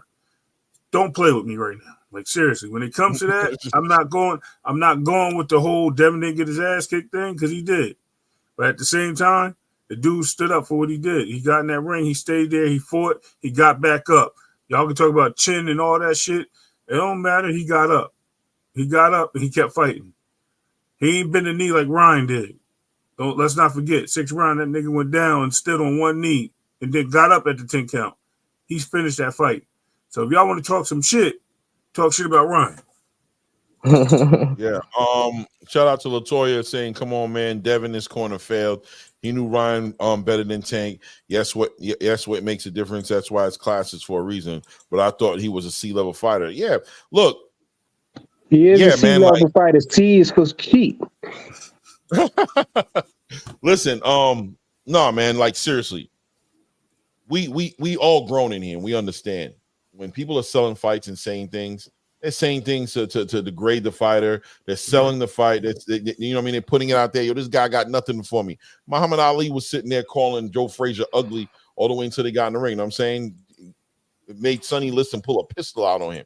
You know what I'm saying? Like from the shit he was talking. Right. Shit talking is part of the game, bro. You know what I'm saying? We all know that Ryan ain't no C-level fighter. He's a boxer at the top of the game. Is he as good as Devin? No, he's not as good as Devin. I still stand by that, and I don't think he's as good as Devin. But that doesn't mean nothing. At the end of the day, yeah, we could take all those things into consideration that you guys are saying. But come on, Ryan used some dirty shit, some dirty tactics. There's nothing wrong with saying that. He used some dirty tactics to get the edge he needed to get that leverage, to get whatever his reasons was. Because if it wasn't an edge for him, then he would have just made the 140-pound limit. That's what he would have did. He hit 143.2 because it was going to help him. You know what I'm saying? And shout out to him because, yo, it's all fair and war. Like Devin signed the paperwork. Devin said, I'm down to do it. Fuck it. Let's get the money. That's a chance he took. It is what it is. You know what I'm saying? Facts. It is what it is. But Ryan still used some dirty ass shit to get it done. Yeah, that was crazy, man. Yeah, but man, like, and then again, for real, like the wear and tear on the body that Devin took, either if he positive or he didn't, that still is like damage. Like if he really tested positive, that's gonna be the main part why everybody gonna want him out of boxing, because he caused damage to him. If he would have lost the fight, or like it would have been a close fight, and Devin had like his face wasn't messed up, it would have been not good, but it wouldn't have been this bad right now, how it is. And like people were already speculating that he did do it. He should be able to sue, man. If they prove that, he can. Yeah, that's defamation of character. Right. That's So we'll find out. He got 10 days. He got 10 days to prove his case. They're gonna put the B samples in because they did 2 samples. They do 2 samples whenever they do these tests. They do 2 samples. So they're gonna test the B sample to see what comes back on it, and you know, and we'll find out if this is legit, if it's gonna stick or not. And if it sticks, then we'll talk about what needs to happen at that point. You know. I got one more. I got one more question for this topic. Do y'all think Devin Haney will come back the same after this? Yeah, I think it looks like he will. I mean, I ain't gonna lie to you. He was running out there with Oscar De La Hoya. He looked like he was okay. It looks like I don't know. One thing I always given Devin Haney strength on, I've always given respect, is his mental health, like his ability to be strong-willed and not be bothered. Like he's been hated on so much and gone through so much because of his father that I think he's built some resilience in him where he can take where I think he has the mindset to deal with something like this and come back. Because physically, I don't think there's anything wrong with Devin. You know, I mean, he got his ass up, but physically, he's okay. It's gonna be a mental thing, and I think mentally, he's strong enough to overcome this if he hasn't done it already. It seemed like he was being being real patient with this, and the hardest phrase came from him, yo. He said, "Allah is the best of planners, and He makes no mistakes." That's hard right there. Yeah, he took all the pressure off his back and said, the reason I'm feeling straight because I know the reason it's happening is for my betterment. I'm gonna come up off it. You feel me? So he's no longer taking the pressure on his head no more. He's like, because there's something about knowing you did everything you could do, right? I trained, I cut the weight, you know, I had a bad weight cut. I showed up in the ring like a man. I got my ass whooped, fell down, got up. I got nothing to be ashamed of as far as what I did, as far as my performance. I know I did everything I was supposed to do, bro. And if it was his night, then it's his night. You know what I mean? There's strength in that. To know you didn't leave nothing on the table. Like, I know, yeah, I might have kept my right hand a little low. I could fix things and be better in my next fight, but I've got nothing to be ashamed of. I didn't do nothing to embarrass myself. I lost the fight, bro. All of y'all talking shit to me, y'all get in the ring and do what I did. You feel me? Otherwise, I don't care about what none of y'all think. It is what it is. I think he's strong. I think he'll be okay. What do you think, Ray? Absolutely. I'm gonna keep it a buck. I told you, he just need a couple of good fights under him. If he wants to go for some, I think he just needs to unify at 140, maybe 1 or 2 belts, then move up to 147. Stay there for a little bit. Let his body acclimate to that. And I think he did make 140 healthy. Problem is, he really wanted this fight so bad, he was willing to put it all on the line. And I told you that day it was a crash because look out and Clay, how Empire State Building, Devin is normal size, maybe a little small, maybe in shape, whatever the case may be. 2 days later, that dude looked like a daggone, you know what I mean? And then the third day after that, he even smaller. And then, you know what I mean? And then weigh-in, he had 140. He didn't look good. It wasn't cool. It was too fast, too sudden. He didn't work it off. He didn't work it off and keep it off. And that was an issue. You know what I mean? He could have dropped that weight easy without like compromise. But he chose to do whatever his plan was to keep his power, which he thought he was. Whoever that guy is in that corner, gotta go. Because you literally just hurt him. And this is the second time this has happened. I don't know if it's nutritionist or the fitness dude with the dreads. I don't know who it is. It was Dranos, bro. He brought Dranos back. I don't care who the hell he brought. Shit. But him getting knocked down, at least 3 times, did that satisfy your wishes of him getting clipped? There you go again. No, the clip was, first of all, let me explain to you. I was tired of people saying he ain't got no chin. So I said, I want to see how he takes the punch. That's what I said. You know what I mean? And I got you, Freak. I know you just messing around, but I'm saying, I wanted to say that. I just want to put it on the record. I wanted to see how he can adjust to that. Is he going to sit there and falter? Is he going to, you know what I mean, try to get back up and fight? And he showed heart. He got up and fought. That's what I wanted to see. And if anybody didn't see that, then something wrong with you. Because yes, he did come out of his game plan a little bit. You can see that because he wanted that win bad. And he wanted to prove that he could stay in the ring with a monster that could hit. And guess what? He did it. With a little help. Devin put out a statement about 2 hours ago. Devin put out a statement, you know what I'm saying, about the whole situation. He says, we learned about this situation not too long ago, and it's unfortunate. Let me put this mic. We learned about this situation not too long ago, and it's unfortunate Ron cheated and disrespected both the fans and the sport of boxing by fighting dirty and breaking positive not once but twice. I've always been an advocate for clean fighting, and this is an example of such. Ryan owes the fans an apology, and by his recent tweet, he still thinks it's a joke. We put our lives on the line to entertain people for a living. You don't play boxing. This puts the fight in a complete different light. Despite the disadvantage, I still fought on my shield and got back up. People die in this sport. This isn't a joking matter. Damn. Yeah. Literally right what I just said. I was going to say something else. Freak would have said pause and no diddy or something. So I ain't going to say it. But literally just dropped that same bar.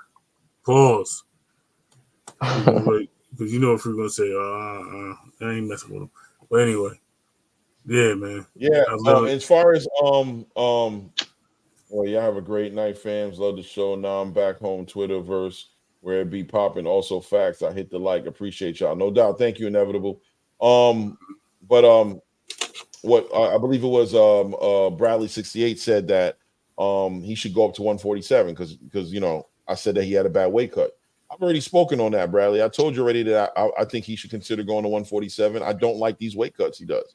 I don't like how it happens. I don't like him, you know, having to rehydrate 20 plus pounds on the day. I don't like it.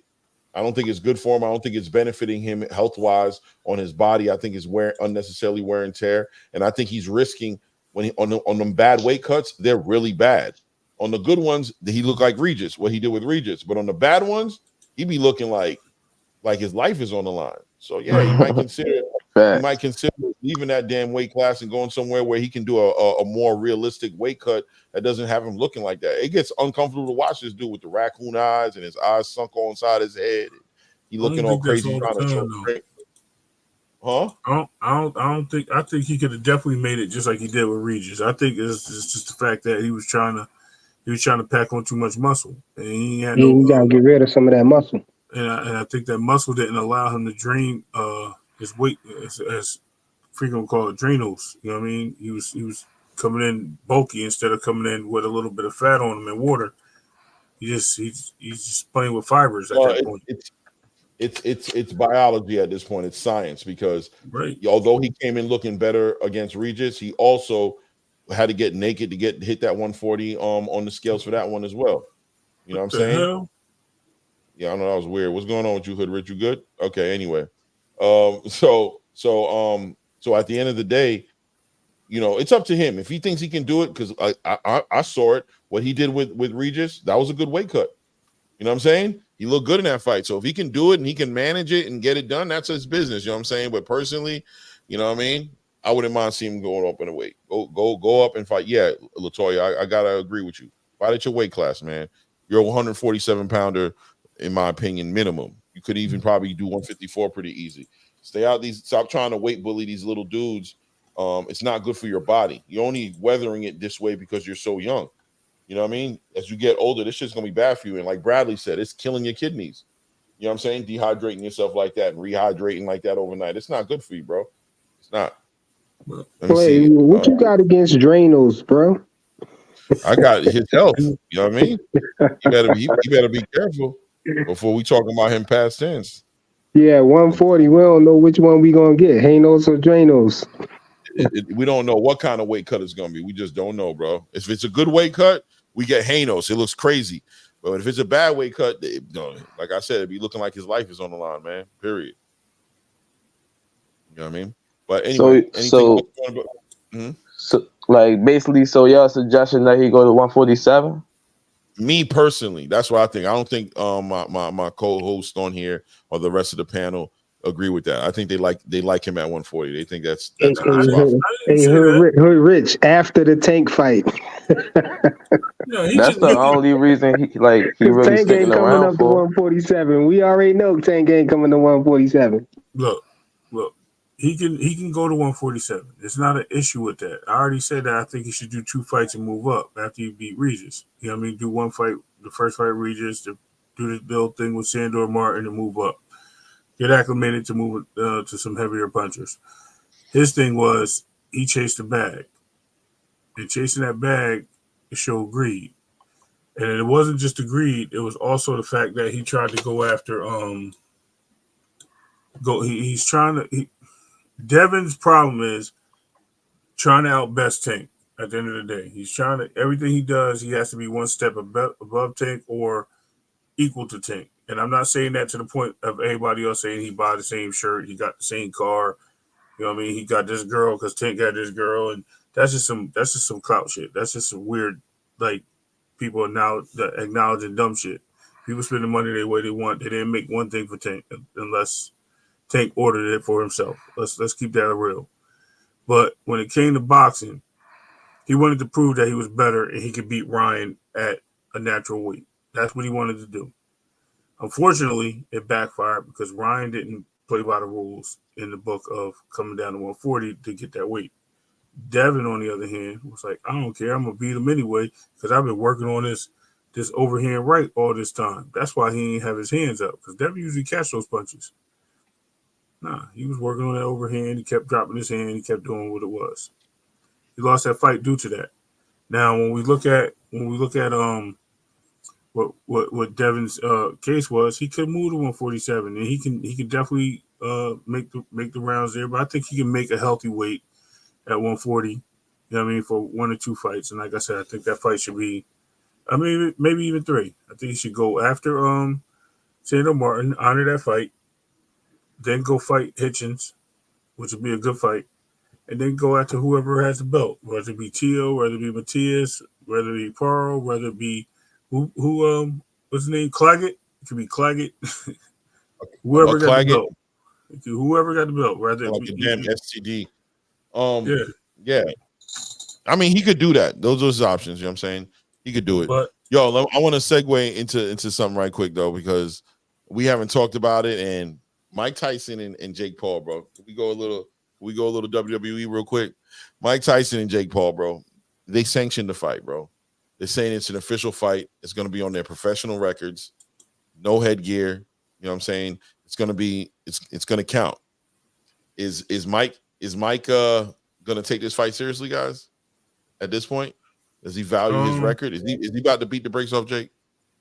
He gonna beat him regardless. But the problem is, what they made it 12-ounce gloves. They're doing I don't know everything in what their it's gonna power. be. They're putting everything in their power to not make this fight legitimate, so he don't get chipped up.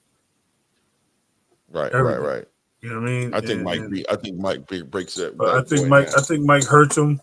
It depends how much money Jake Paul willing to pay Mike to take a dive. Mike ain't going to take no dives. They're going to end up with a draw or something. Yeah, nah. He paid too many fighters to take L's. That's a hard fight to choose from. Not this because you got Mike knock out others, but you got Jake with the youth on the side. Listen, Mike Tyson. Let's keep it real. Mike Tyson still hit hard as hell. I don't think Jake really boxes like that. Like, I'm keeping it 100. I don't think he boxes like that. I think he, you know what I mean, he trains or whatever, you know what I mean? He's probably a little casual trainer, but he gets in there to satisfy himself because he takes it a little more serious than your average person that just trains in boxing. You know what I mean? And he's making money out of it because of his namesake. But he ain't on no level with Mike Tyson, bro. Yeah, that's listen, Holyfield, Mike Tyson, Canelo, Benavidez, Roy Jones Jr. Give me like 3 more fighters. Buster Douglas and come in there and knock him out. Riddick Bowe go in there and knock him out. Like, bro, he ain't on that level. He ain't on. It's a certain thing. George Foreman to beat him up. You know what I mean? You know what I mean? It's to the point of who's he fighting. Like, he ain't fighting nobody that just. Was he undefeated? The last guy he fought, Clay? He was like 16-0 or something like that, and then fighting 2 years. That's what they said. Oh, something crazy. The last guy Jake fought. Yeah, he had fought like a long time. Yeah, it was like 2 years, right, or something like that. But knocked him out with one punch. No, let me ask you a serious question. No, yeah, I know you're talking about the guy who works at the oil. He's like an oil. Yeah. But my question is, it doesn't matter. Do you forget how to fight, especially if you train? Do you forget? Anybody? Because I know damn well I ain't have a fight in years, and I'll still beat somebody ass if I have to, man. Like, I'm not saying I get. Hold on, but I'm saying I'm not. I understand that, and this dude was supposed to be a professional fighter. Why couldn't he? Why was he looking like he was super amateur? Like, he double hand punches and just letting Jake Paul punch on him, and come on, man, I don't buy it, bro. I mean, there's a good chance it was paid off, but I don't think Mike falls under that category. Mike ain't going. That's my point.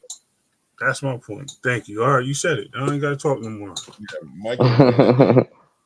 Mike take boxing seriously. This man done cried in front of Sugar Ray Leonard and Tommy Hitman Hearns, cried his heart out about how, you know what I mean, he came in off the strength of Muhammad Ali. You know what I mean? He wanted to be great. He compares himself to like the warriors of back in the day. You know what I'm saying? The Alexander the Greats and shit like that. Like, he takes his match seriously. He just would rather, in my opinion, he just wouldn't box. If he ain't going to take it seriously, he don't need the money. You know what I mean? I think he just wouldn't box. He just go ahead and do his thing. But anyway, we'll see on July 6th, I think it is. So, who the underdog? Jake, as far as I'm concerned. I don't care. I'm just not going to. Jake gonna have to get all his respect in the ring. You feel me? He's gonna have to get all the respect he gonna get from me. He's gonna be what he does in the ring with Mike, and he ain't getting no respect going into the ring, except for the fact that he a boxer. He can hurt. You know, Tyson has to respect him and prepare for him and treat him like he the biggest enemy he's ever gonna face, and just probably OD on him. But me personally, nah, bro, that's Mike, and it's gonna be Mike until you show me different, bro. That's Mike. Period. That's gonna be Mike, a good one, though. Yeah, Sugar Ray Leonard beat the shit out of Jake Paul, man. Shit, he like 80 years old right now. He lighting the ass. I don't know. Yeah, but, all right, you lighting the ass. All right. The hands still fast. You know what I mean? You heard what he told Tommy Hearns. Yeah. Oh, guys, it's about that time. We've been on for a little over 2 hours. I know you guys got something to do in the morning. Yeah, boy. I don't got nothing to do. I'm off tomorrow. But how you get off on a Thursday, man? I get off on Tuesday, Wednesdays, and Thursday, bro. Oh, it is. Yeah. Forgot we started early. Early. All right, guys. Y'all, man. All right. Salute y'all, man. Salute to y'all. Y'all have a blessed night, man. All right. You too, man. God bless you. Yeah, Supreme, we already did it, man. Catch the replay. Guys, remember, if you haven't liked, hit the like button. You know what I'm saying? Let's help the channel grow. If you haven't subscribed, go ahead and subscribe. I appreciate everybody in the building. We'll be back at it probably a little bit early tomorrow because I gotta go work on Friday, so I'm not trying to be up like this with y'all tomorrow. And y'all have a blessed one, man. At this point, we out.